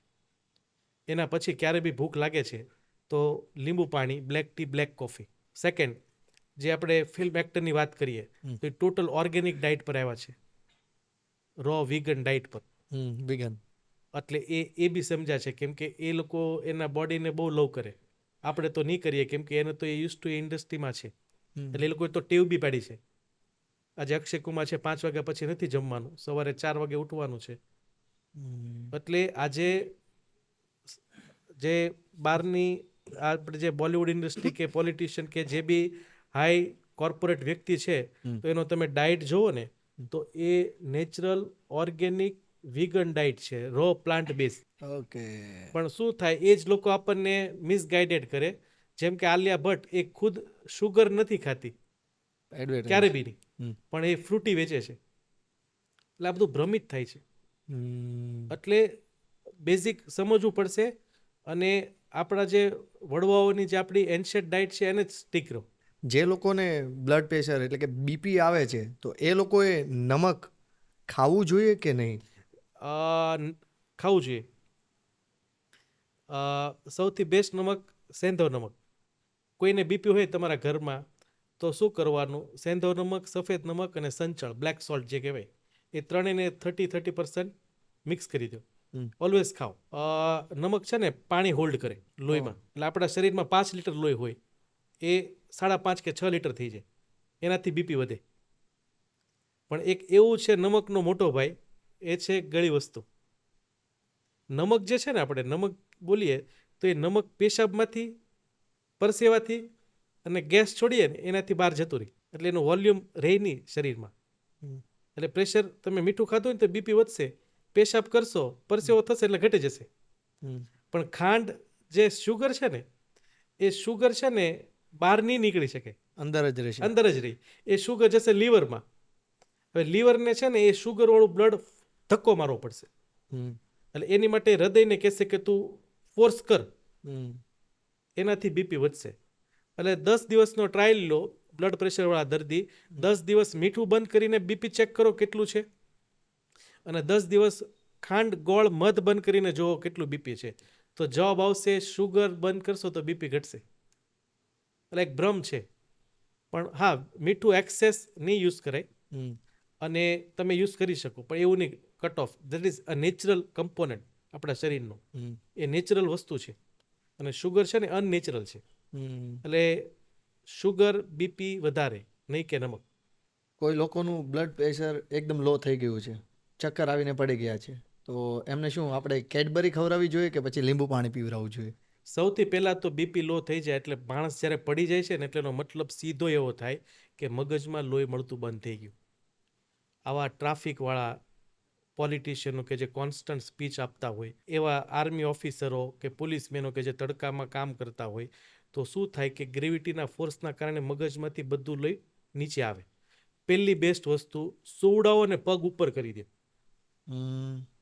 પછી એ કોન્શિયસ થયા, એ જાતે એનું નામ બોલી શકે છે, ઓળખી શકે છે, તો પહેલી વસ્તુ આપી શકો લીંબુ પાણી, સોલ્ટ નાખેલું. બાકી કોન્શિયસ નથી તો ક્યારે બી નહીં આપો, અધરવાઇઝ એ પાણી ફેફસામાં જ જઈ શકે. ન્યુમોનિયા કે કોઈ નવી બી ઇમરજન્સી ઊભી કરી શકે. સો ઓલવેઝ તમે બહાર વર્ક કરો છો, તમારું પોસ્ટિંગ છે, ગવર્મેન્ટમાં છો તમે, તમારે બહાર ફરજ બજાવવાની છે, તો ઓલવેઝ કોન્સ્ટન્ટ અગર આ જે વોટિંગ વખતે કે પબ્લિક સ્પીકમાં જવાનું હોય, રેલી કાઢવાની, તો ઓલવેઝ સાથે છે ને 5 રૂપિયાની બોટલ લ્યો, એમાં 1 ચમચી લીંબુ, 1 ચમચી મીઠું અને પાણી રાખો. ઓલવેઝ એ પોકેટમાં રાખો. અને ક્યારે બી તમને એવું પડવાનું લાગે છે, પહેલાં સૂઈ જાઓ અને પગ ઉપર કરી દો. સો બેસ્ટ એડવાઇસ, ઓલવેઝ આ વસ્તુ સાથે કેરી કરો. લીંબુ પાણીમાં ખાંડ નાખવી જોઈએ કે નહીં? ના નાખવી જોઈએ. હા. કેમ કે એક વખત તમે ખાંડ વગરનું લીંબુ પાણી પીજો, બહુ સારું લાગશે. અને તમે ખાંડવાળું લીંબુ પાણી પીશો ને, તો 10માંથી 5-6 લોકોને એસિડિટી થઈ જશે. અમુક કોમ્બિનેશન, પહેલું કોમ્બિનેશન, ચા ખરાબ નથી. ચા ખરાબ ગરમ નથી. પાણી સાથે પીવો છો તો ખરાબ નથી. પણ તમે શું કરો, જે વસ્તુથી એસિડ પેદા થાય એ છે દૂધ અને ખાંડ, એને મિક્સ કરો છો. તો કોઈ બેને એસિડિટી હોય ને, પહેલાં પ્લીઝ એક કામ કરો, 3 દિવસ તમે બ્લેક ટી પીવો ખાલી, તમારી એસિડિટી જતી રહેશે. એટલે શુગર વાળું લીંબુ શરબત એ આમ બી સારું નથી, વન્સ અ વાઇલ ઠીક છે. પણ તમે આની આદત પાડશો ને, આજે આપણે બંને બ્લેક કોફી પીએ છીએ, 4 દિવસ લાગે ટેસ્ટ બડ ડેવલપ કરતા. હવે આપણે નાના હતા તો આપણે ફોર્મલ કપડાં પહેરતા, હવે આવ્યા ટાઈટ જીન્સ, જેકેટ્સ. 3 દિવસ તમને ન ગમ્યું હોય, પહેરતા હોય ત્યારે નહીં ગમે, પણ એડપ્ટ કરો. ઓલવેઝ હેલ્ધી વસ્તુ એડપ્ટ કરો. બ્લેક ટી, બ્લેક કોફી પીઓ, પેટર્ન ચેન્જ કરો તમારે. પેટર્ન ચેન્જ કરો. આજે ચામાં દૂધ ઇન્ડિયન લોકો જ નાખે છે. વેસ્ટર્ન કલ્ચરમાં કોઈ દૂધવાળી ચા નથી પીતું. ખ્યાલ આવ્યો? એટલે એ લોકો લેમન વોટર જ પીવે, એમાં ખાંડ નથી નાખતા. એટલે લીંબુ પાણી વિધાઉટ શુગર ઇઝ બેસ્ટ. થોડા 1-2 સવાલ સ્કિન ઉપર છે સાહેબ, કરું? હા હા. હા, તમારી સ્કિન તો બહુ જ ગ્લો છે અને બહુ ગ્લો કરે છે. તો બહાર નીકળતી વખતે શું સ્કિન ઉપર શું શું લગાડવું જોઈએ અને શું શું ના લગાડવું જોઈએ? સ્કિન ઉપર તમે સપોઝ તમે અત્યારે પગ તમારા છે બેઠેલા, અને હું કારેલાનું થાળીમાં જ્યુસ કાઢીને મૂકી દઉં, તો 15થી 20 મિનિટની અંદર તમારું મોઢું કડવું થઈ જશે. એટલે સ્કિન છે ને બ્રીધેબલ છે, એમાં વસ્તુ અંદરે આવે અને વસ્તુ બહારે જાય. જેમ પરસેવો બહાર જાય ને, એમ સ્કિન ઉપર તમે જે વસ્તુ લગાડો ને એ અંદર બી આવે. તો તમે એ જ વસ્તુ લગાડી શકો કે જે શરીરની છે, જે આપણી પ્રકૃતિની છે, કે આપણા નેચરની છે. હેમા માલિનીને પૂછ્યું હતું કે તમારે સ્કિનનો ગ્લોનો રાજ શું છે, તો એણે એક ટિપ્સ આપી હતી કે અગર તમે બી બહાર જાઓ છો, ટેનિંગ સ્કિન કહેવાય કે ચામડી કાળી પડી જવી છે, તો બેસ્ટ એડવાઇસ, ચણાનો લોટ લો એક વાટકામાં, 2 ચમચી ચણાનો લોટ, એમાં બટેકું આવે ને એને ક્રશ કરીને એનું પાણી કાઢો, 1 કે 2 ચમચી, 1 ચમચી લીંબુ, 1 ચમચી હળદર અને 1 ચમચી દહીં, પેસ્ટ બનાવો, મોઢે લગાડી દો 10થી 15 મિનિટ. 3 દિવસની અંદર સ્કિનનો ગ્લો આવી જશે. આ બધું જ બ્રીધેબલ છે, શરીરનું ખુદનું છે, કેમિકલ નથી. તો બેસ્ટ સ્કિનનો ગ્લો કરવો છે તો આ નુસ્ખો જરૂરથી કરો. શું વાત છે! તમે શું કરો છો? આ જ. અને સ્કિન માટે બેસ્ટ સ્કિન ગ્લો કરવો છે તો એમાં ઓલવેઝ એક જ વર્ડનો ઉપયોગ થાય, એન્ટીઓક્સિડન્ટ. Vitamin ADEK. તો એની ટેબ્લેટ બનશે એન્ટોક્સિડ HC, કે જેમાં 4 વિટામિન હશે. એનાથી બી વિશેષ જવું છે કે ફાસ્ટ તમારે સ્કિનનો ગ્લો કરવો છે, તો અત્યારે મોસ્ટ પોપ્યુલર, અમે તો અમારા હૃદયના દર્દીને આ વસ્તુ આપીએ જ છીએ, કેમ કે લીવરને ક્લીન કરે. That is called glutathione. 600 mg નું ઇન્જેક્શન આવશે, 10 મિનિટની અંદર એ ઇન્જેક્શન લેવાનું હોય. આજે સેલિબ્રિટીમાં મોસ્ટ પોપ્યુલર છે ગ્લુટાથિયોન ઇન્જેક્શન. એ વીકમાં 1 કે 2 વાર વધારો, એનાથી એકદમ ફેર ગ્લો સ્કિન આવશે. આવી ટ્રીટમેન્ટ કહેવાય. કોસ્મેટોલોજીસ્ટ પાસે આ ટ્રીટમેન્ટ અવેલેબલ છે, અને અમે આ હૃદયના દર્દીઓને આપતા હોય. એટલે હું જાતે બી લઉં છું, વન્સ અ વીક કે રીતે ગ્લુટાથિયોન લઈ શકો. એનાથી શું થાય, લીવર ક્લીન્સ થશે, ટોક્સિન્સ વોશ થઈ જાય. ટોક્સિન જશે એટલે સ્કિન બ્રીધેબલ થશે. ઓકે. પણ એનાથી બી બેસ્ટ મેં જે સૂચન આપ્યું કે બેસનનો પાવડર, 1 ચમચી હળદર, લીંબુ, પોટેટોનું પાણી. યોગર્ટ અને પોટેટોનો રસ મિક્સ કરી 15 થી 20 મિનિટ અલ્ટરનેટ ડે કરો કે રોજ કરો અને જો સ્કિનનો ગ્લો. વાત થોડીક મારે એ કરવી છે, શુગર ઉપર જવું છે પાછું, હમ. કે સ્વીટ વસ્તુ ખાવાની બહુ ઈચ્છા થતી હોય છે, વારંવાર થતી હોય છે, તો આ ઈચ્છા ઓછી કરવા માટે શું કરવું જોઈએ? તમારું બ્રેન છે ને, બ્રેનમાં પ્રોટીનની ઉણપ હોય, હા. એટલે એને ફીલ કરવા છે ને બ્રેનને સિગ્નલ મળે કે કંઈક ખાવ. એને ખાવું તું પ્રોટીન, પણ બ્રેનને ખબર નહીં પડે, એટલે બ્રેન શું કરે, જે બી ઇઝીલી અવેલેબલ હોય ને દેખાશે સામે. એ સામે દેખાય. એટલે આપણે એવામાં શું થયું કે આપણે ઘરની બહાર નીકળીને ભૂખ લાગે ને એટલે પેલું આપણે શુગર ખાઈએ. એટલે શુગર ખાઈને શુગરને જે પ્લેઝર ફિલિંગ હોય ને એ ટેસ્ટ બડ હોય. એ ખાધા પછી એને પ્લેઝર ફીલ થાય. તો પહેલી એડવાઇસ, એ ટેસ્ટ બડ છે ને ખાટી વસ્તુના બી હોય. જે પ્લેઝર તમને શુગરથી ફીલ થાય ને એ પ્લેઝર તમને લીંબુથી બી ફીલ થાય. એટલે જ્યારે બી ગળું ખાવાની ઈચ્છા છે ને, એક લીંબુ નીચવો અને એટલું જ પાણી નાખી અને પી જાઓ. તો બી કોઈ ડાયાબિટીક છે ને તો બી આનાથી નથી થતો, તો શાર્દુલિકા આયુર્વેદિક પાવડર આવશે. શાર્દુલિકા શાર્દુલિકા. એ પાવડર જીભ પર મૂકો અને ચૂસો, હમ. એટલે તમારી ગળી ખાવાની તલબ જતી રહેશે. એટલે 3 વસ્તુ, સોયાબીનમાં પ્રોટીન મળશે, કાં તો એનો ઉપયોગ કરો, શાર્દુલિકા પાવડર જીભ પર મૂકો, અધરવાઇઝ લેમન શોટ પી લો. અઠવાડિયાની અંદર ગળું ખાવાની તમારી તલબ બિલકુલ દૂર થઈ જશે. ડૉક્ટર સાહેબ, એક ગર્લ્સ તરફથી એક એવો પ્રશ્ન હતો કે રેગ્યુલર એમને પીરિયડ્સ નથી આવતા, તો શું કરવું જોઈએ? પીસીઓડી હોય, હોર્મોનલ ઇમ્બેલેન્સ હોય, હમ. ઇન્સ્યુલિન વધુ બને છે, જનરલી એની માટે મેટફોર્મિન ડૉક્ટરો આપતા હોય. હમ. એટલે એ વસ્તુ જરૂરી છે. હમ. જ્યારે બી પીરિયડ્સની ડેટ હોય ને તો એના 5 દિવસ પહેલાં હમ. આપણે એક ગ્રંથિ શું છે કે પીરિયડ્સમાં છે ને લેડીઝને મંદિરમાં નહીં જવાનું અને કિચનમાં નહીં જવાનું. હમ. એની પાછળનું રીઝન એ છે કે એ વખતે છે ને એની જઠર અગ્નિ છે ને હાયર લેવલ પર હોય, પેટની અગ્નિ. હમ. એટલે એ વ્યક્તિને અગ્નિવાળું ફૂડ નહીં ખાવાનું, એટલે ગરમ કરેલું નહીં આપવાનું હતું. હમ. એટલે એડવાઇસ હતી કે એ કિચનમાં ના જાય. કિચનમાં જશે તો એ ખાવાનું ચાખશે એટલે એને ઈચ્છા થશે એટલે ખાશે. હમ. મંદિરમાં જશે તો મંદિરમાં અગ્નિની સામે બેસવું પડે, એટલા માટે આ નિયમ હતો. પણ આપણે એક અલગ સેન્સમાં લીધું હમ. કે ખરાબ ઓલું હોય અને એ સમયે નહીં આવો. એટલે જ્યારે બી કોઈ ગર્લ્સને પીરિયડ્સ હોય તો પીરિયડ્સના 4 દિવસ કે 5 દિવસ પહેલા બાફેલા શાકભાજી ખાવાનું ચાલુ કરી દે. બાફેલા. હા, પીરિયડ ઇમિડિયેટલી મંથ 2 મહિનાની અંદર રેગ્યુલર થઈ જશે. એટલે પીરિયડ્સના 5 દિવસ પહેલા ઉપવાસ કરો, ભૂખ્યા રહો, અને જ્યારે બી ખાવ તો કાચું ખાઓ કે જેમાં અગ્નિ ના હોય, એટલે ડેફિનેટલી તમને રિઝલ્ટ મળશે. ઓકે, પીરિયડ્સ બાદ હિમોગ્લોબિન ઓછા થતા હોય છે, તો એમની માટે કોઈ તમે એડવાઇસ આપી શકો ખરા?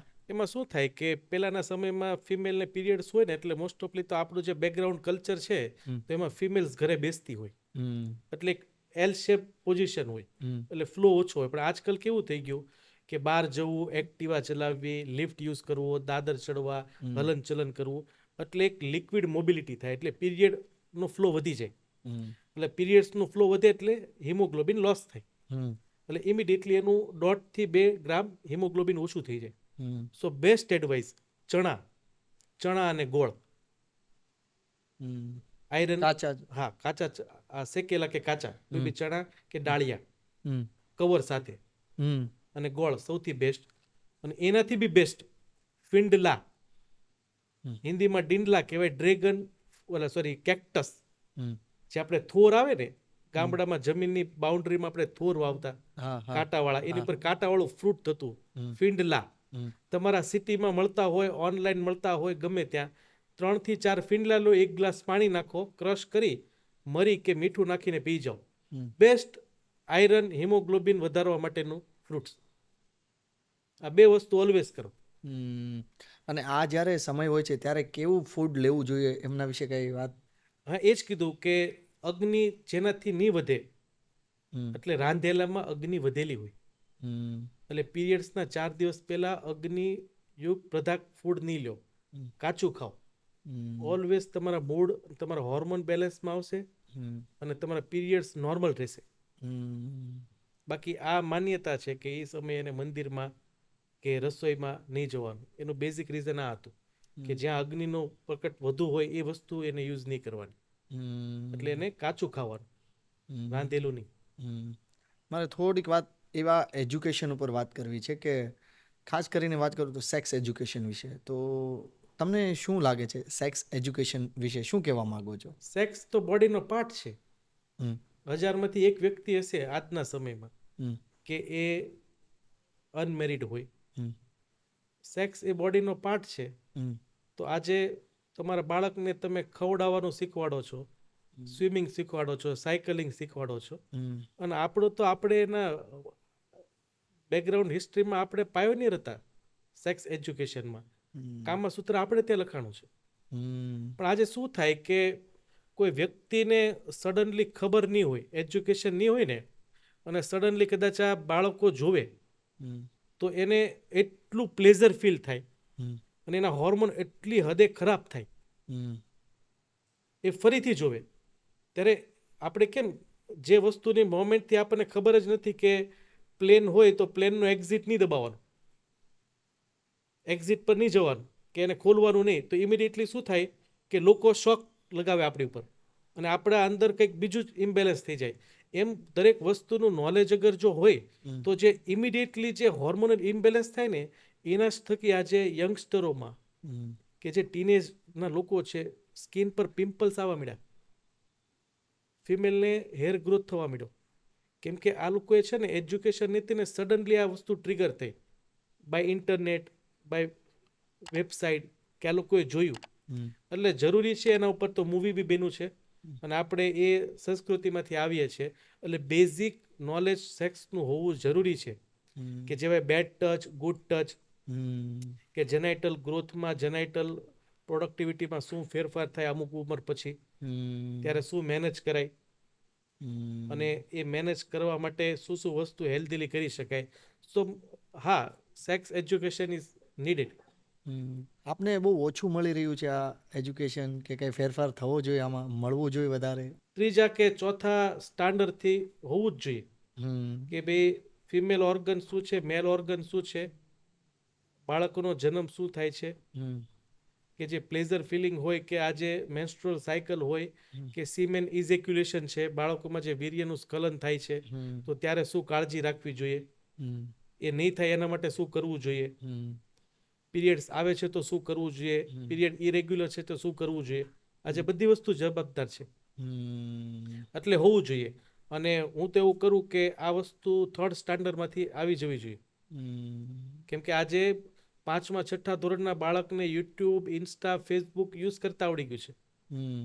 એટલે જ એમને નોલેજ રહેવું જોઈએ. નોલેજ રહેવું જોઈએ. હમ, તેના હોર્મોન જે રીતે ટ્રિગર થાય ને એ રીતે નહીં થાય. હમ. આપણે થોડીક યંગસ્ટરની વાત કરીએ છીએ, જીમની મારે વાત કરીએ છીએ. જીમમાં મોસ્ટલી અત્યારે યંગસ્ટર જતું હોય છે, તો હૃદય ઉપર વધારે લોડ ના આવે તેના માટે કોઈ તમે એડવાઇસ આપી શકો ખરા? બહુ બધા વિડીયોઝ હતા જીમમાં સડન કોલેપ્સ, એરેસ્ટ થઈ ગયા. એમાંનું એક અત્યારે રીઝન છે કે કોવિડ જે પેન્ડેમિક થઈ ને એની જે વેક્સિન હતી કે એના જે ટ્રીટમેન્ટ પ્રોટોકોલ હતા કોવિડના, એનાથી એટલું તો શ્યોર છે. અને એ શ્યોર એટલે છે કે જે કંપનીએ વેક્સિન બનાવીને એણે જ વેક્સિન વિડ્રોલ કરી દીધી માર્કેટમાંથી. એટલે એમાં કોઈ શંકાને સ્થાન નથી કે કંઈક લિંક છે. તો શું થાય, કોવિડ વેક્સિન લગાવી છે કે કોવિડમાં તમે ટ્રીટમેન્ટ કરી છે કે કોવિડ તમને થયો છે, તો દેટ ઇઝ કોલ્ડ રિસ્ટ્રિક્ટિવ કાર્ડિયોમાયોપેથી, માયોકાર્ડાઇટિસ, ડાયલેટેડ કાર્ડિયોમાયોપેથી અને ફેટલ એરિધમિયા. આ બહુ કોમન થઈ ગયા છે. એટલે મસ્ટ અગર જીમમાં તમે જાઓ છો, એથ્લેટ છો, સ્પોર્ટ પર્સન છો, જીમમાં જાઓ છો તો તમારા ટ્રેડમિલ પર જે પલ્સ રીડર છે કે જ્યાં તમે બંને હાથ પકડતા હોય, તો તમારી એજ, સપોઝ તમારી એજ 40 છે તો તમારે 220માંથી 40 બાદ કરો, 180 આવશે. 180ના 90%, 165 કે 160 પલ્સ એ તમારો ટાર્ગેટ હાર્ટ રેટ થઈ ગયો. એનાથી વધુ પલ્સ પર તમારે દોડવાનું નહીં. અને ક્યારે પણ તમને સડન બ્રેથલેસનેસ કે હેવીનેસ ફીલ થાય છે તો ઓલવેઝ જીમ કરતાં પહેલાં એક વખત સ્ટ્રેસ ઇકો, દોડાવવાવાળી હૃદયની સોનોગ્રાફી ઓલવેઝ કરાવી લેવાની. 1500 થી 2000 રૂપિયાનો બેઝિક ટેસ્ટ છે. લાઈફમાં 30 વર્ષથી પછી ઓલવેઝ જોવાય. અને પછી જીમનો ઉપયોગ કરો. તો આ 2 વસ્તુ કરશો તો હૃદય પર ડેફિનેટલી લોડ નહીં આવે. તો જીમમાં જે લોકો જાય છે એમને શું પ્રોટીન શેક લેવો જોઈએ ખરા? હવે બોડી કામ કરતી હોય ત્યારે પગને, હાથને, ચેસ્ટને, લેગ્સને બધાને લોહી જોઈએ. તમે હેવી લિફ્ટઅપ કરો છો, કાર્ડિયો કરો છો, હવે તમે સાથે અગર પ્રોટીન શેક પીવો, એમાં એડેડ શુગર નાખેલું, તો પેટનું કામ વધી જશે એને ડાયજેસ્ટ કરવાનું. તો પેટને બી લોહી જોશે, શરીરને બી લોહી જોશે, હૃદયનું કામ ડબલ થઈ જશે. એટલે પ્રોટીન શેક ક્યારેય પણ જીમમાં વર્કઆઉટ કરતી વખતે ન પીવું જોઈએ. એ એક કોમર્શિયલ કેમ્પેન હતું કે એને બેકગ્રાઉન્ડમાં જીમ બી બતાવવાનું હતું અને પ્રોટીન શેક બી બતાવવાનું હતું. એટલે આ ડેડલીએસ્ટ કોમ્બિનેશન થઈ જાય. ક્યારે બી પ્રોટીન શેક કે એનર્જી બાર કે એનર્જી શેક ક્યારે બી જીમના વર્કઆઉટ વખતે ક્યારેય નહીં પીવાનું. મારે થોડીક મેટ્રો સિટીની એ વાત કરવી છે કે મેટ્રો સિટીમાં જે આ એટેકની બધી વાતો વધી રહી છે અને એટેક આવી રહ્યા છે, તો એમની માટે કોઈ બેસ્ટ તમે ટિપ્સ આપશો ખરા કે આ બધી વસ્તુ ઓછી થાય કે શું ધ્યાનમાં રાખવું જોઈએ? અમુક ચેન્જેબલ છે. હવે તમને હું કહું કે તમે ગામડે જતા રહો તો એ ઇમ્પોસિબલ છે. હું બી નહીં જઈ શકું. હું એમ કહું કે ભાઈ હું ગામડે બી નહીં, સુરતની બહાર રહેવા આવી જાઉં, તો દેર આર 2 રીઝન. એક ચેન્જેબલ ફેક્ટર છે અને એક નોન ચેન્જેબલ છે. ચેન્જેબલમાં કેવું છે, જેટલું બને એટલું ઘરનું ખાઓ, સ્ટ્રેસ નહીં લો, ટાર્ગેટ સેટ ન કરો લાઈફમાં. એટલે આ જેટલું બી થાય છે તો કરો, અધરવાઇઝ ચેન્જ નથી થતું. તો એવા એક ચેન્જેબલ ફેક્ટરની હું વાત કરું છું કે ઓક્સિજન થેરાપી લો, ફ્રેશ ઓક્સિજન લો. આજે હૃદયનો ખોરાક છે ઓક્સિજન. જેટલું હૃદયને સારું ઓક્સિજન મળશે એટલા શરીરમાં ટોક્સિન્સ ઓછા જશે, એટલું હૃદયનું કામ ઓછું થશે. તો પ્લીઝ બને તો અમુક ઓક્સિજન રીચ પ્લાન્ટ છે એ તમારા બેડરૂમમાં રાખો. જ્યારે બી બને ને ગાર્ડનમાં ફ્રેશ ઓક્સિજન ઝાડવા પાસે બેસો, અથવા જ્યારે બી ટાઈમ હોય 1 કે 2 દિવસનો તો મેટ્રો સિટીની બહાર જતા રહો, ગામડામાં કે જ્યાં ફ્રેશ એર મળે. આ બધા ચેન્જેબલ ફેક્ટર છે. નેચરની સાથે તડકામાં બેસો, એનાથી વિટામિન D3 બનશે, ઇમ્યુનિટી સ્ટ્રોંગ થશે. એટલે ઓલવેઝ મેટ્રો સિટીમાં છે તો આ ચેન્જેબલ ફેક્ટરને ચેન્જ કરો, અને અનચેન્જેબલ ફેક્ટર છે નો ચેન્જ થાય તો એને એડપ્ટ કરો. તો હૃદય રોગ જ્યારે વારંવાર થતા હોય છે તો તેના બ્લોકેજ માટે કોઈ ટેસ્ટ ખરો કે જાણવા માટે?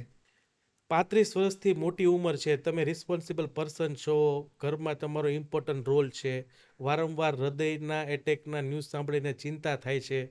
આજે most young politician, young rich person, Bollywood ઇન્ડસ્ટ્રીમાં સૌથી મોસ્ટ પોપ્યુલર સ્કેન હૃદયનો CT angiography report. Recently renowned surgeon Devi Shetty હતા, સૌરભ ગાંગુલીના કાર્ડિયોલોજીસ્ટ. એણે કીધું પ્લીઝ તમારી હોસ્પિટલની આજુબાજુ સર્ચ કરો કે ક્યાં સિટી એન્જિયોગ્રાફી રિપોર્ટ થાય. 15 મિનિટનો સ્કેન રિપોર્ટ છે, મેં જાતે બી કરાવ્યો. 6 સેકન્ડ શ્વાસ રોકવાનું છે, એક ઇન્જેક્શન લાગશે, કલરથી હૃદયના ફોટા પાડી લેશે, 2 કલાકમાં રિપોર્ટ આવી જશે કેટલી નળી છે, બ્લોકેજ છે કે નહીં. તો સજેશન છે કે તમારી 35 વર્ષથી વધુની ઉંમર છે ને હૃદયનો થોડો બી તમને વિચાર આવે છે, તમે હેલ્થ કોન્શિયસ છો, તો always do city coronary angiography. આખા ગુજરાતમાં સૌથી એફોર્ડેબલ પ્રાઇઝે અમે આ રિપોર્ટ કરીએ છીએ. So ask us for CT coronary angiography. Best છે, બધા જ રિપોર્ટથી ઉપરનો રિપોર્ટ થશે. સાહેબ, ખાવાનું પચતું નથી તો શું કરવું જોઈએ? તો પાચન ક્રિયા વીક છે, જે ગ્રાઇન્ડિંગ કે પેલા આપણે ઘર ઘંટીમાં નાખીએ અનાજ અને લોટ બને, તો પેલું તો આવા વ્યક્તિ ચાવીને ન ખાતા હોય કે વધુ ખાઈ લેતા હોય.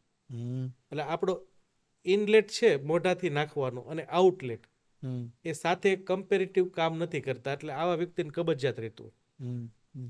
જો પાચન ક્રિયા વીક છે તો ચાવીને ખાઓ, અને જેને પેટ ફૂલ લાગે છે અને કબજિયાત છે તો સ્વાદિષ્ટ વિરેચન ચૂર્ણ લો 1 ચમચી ગરમ પાણી સાથે રાત્રે સૂતી વખતે.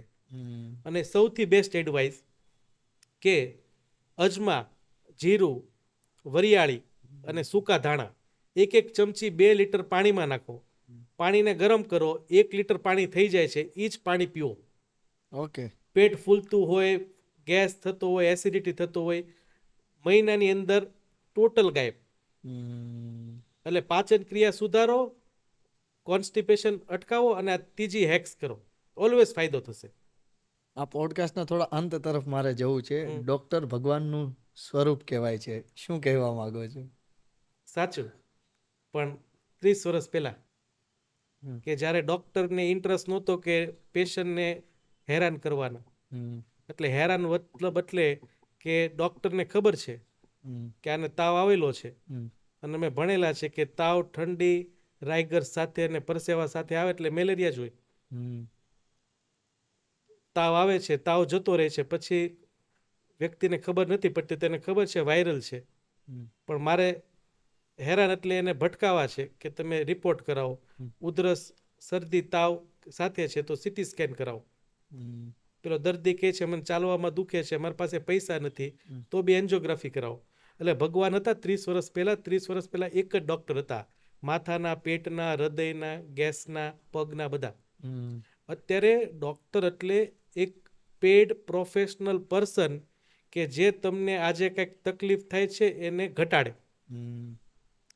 જેમ કે ભૂખ લાગે છે તો પાણીપુરી વાળો પાણીપુરી ખવડાવે છે તો એ ખાવાનો ડોક્ટર બની ગયો. તમારે ઈઝ વધારે છે, જે તમારે ડેઈલી તમને જે તકલીફ થાય ને સોલ્વ કરવાના વ્યક્તિ એટલે ડોક્ટર. અને આજે નથી રહ્યા, 10,000 2 થી 3 જણા હશે, પણ પ્લીઝ થોડાક આપણને એટલું સારું બિરદાવું મળેલું છે, એ નામના મળી છે કે આવું એક સ્લોગન બન્યું છે કે ભાઈ ડોક્ટર એટલે ભગવાનનું બીજું રૂપ. તો કંઈક તો હશે ને પહેલા, તો પ્લીઝ થોડુંક કરો કે જ્યાં તમને તમારી નીડ પૂરી થઈ ગઈ છે, તમારો લાઈફનો ગોલ સેટ થઈ ગયો છે, તો પ્લીઝ લોકોને ભટકાવોની સેવા કરો અને ઓલવેઝ સારું બોલો, ખરાબ તો બોલો જ નહીં, તો તમે ભગવાનનું રૂપ બનશો. સાહેબ, આ માર્કેટમાં B12 અને D3ના જે રિપોર્ટ થાય છે એના વિશે તમારે શું કહેવું છે?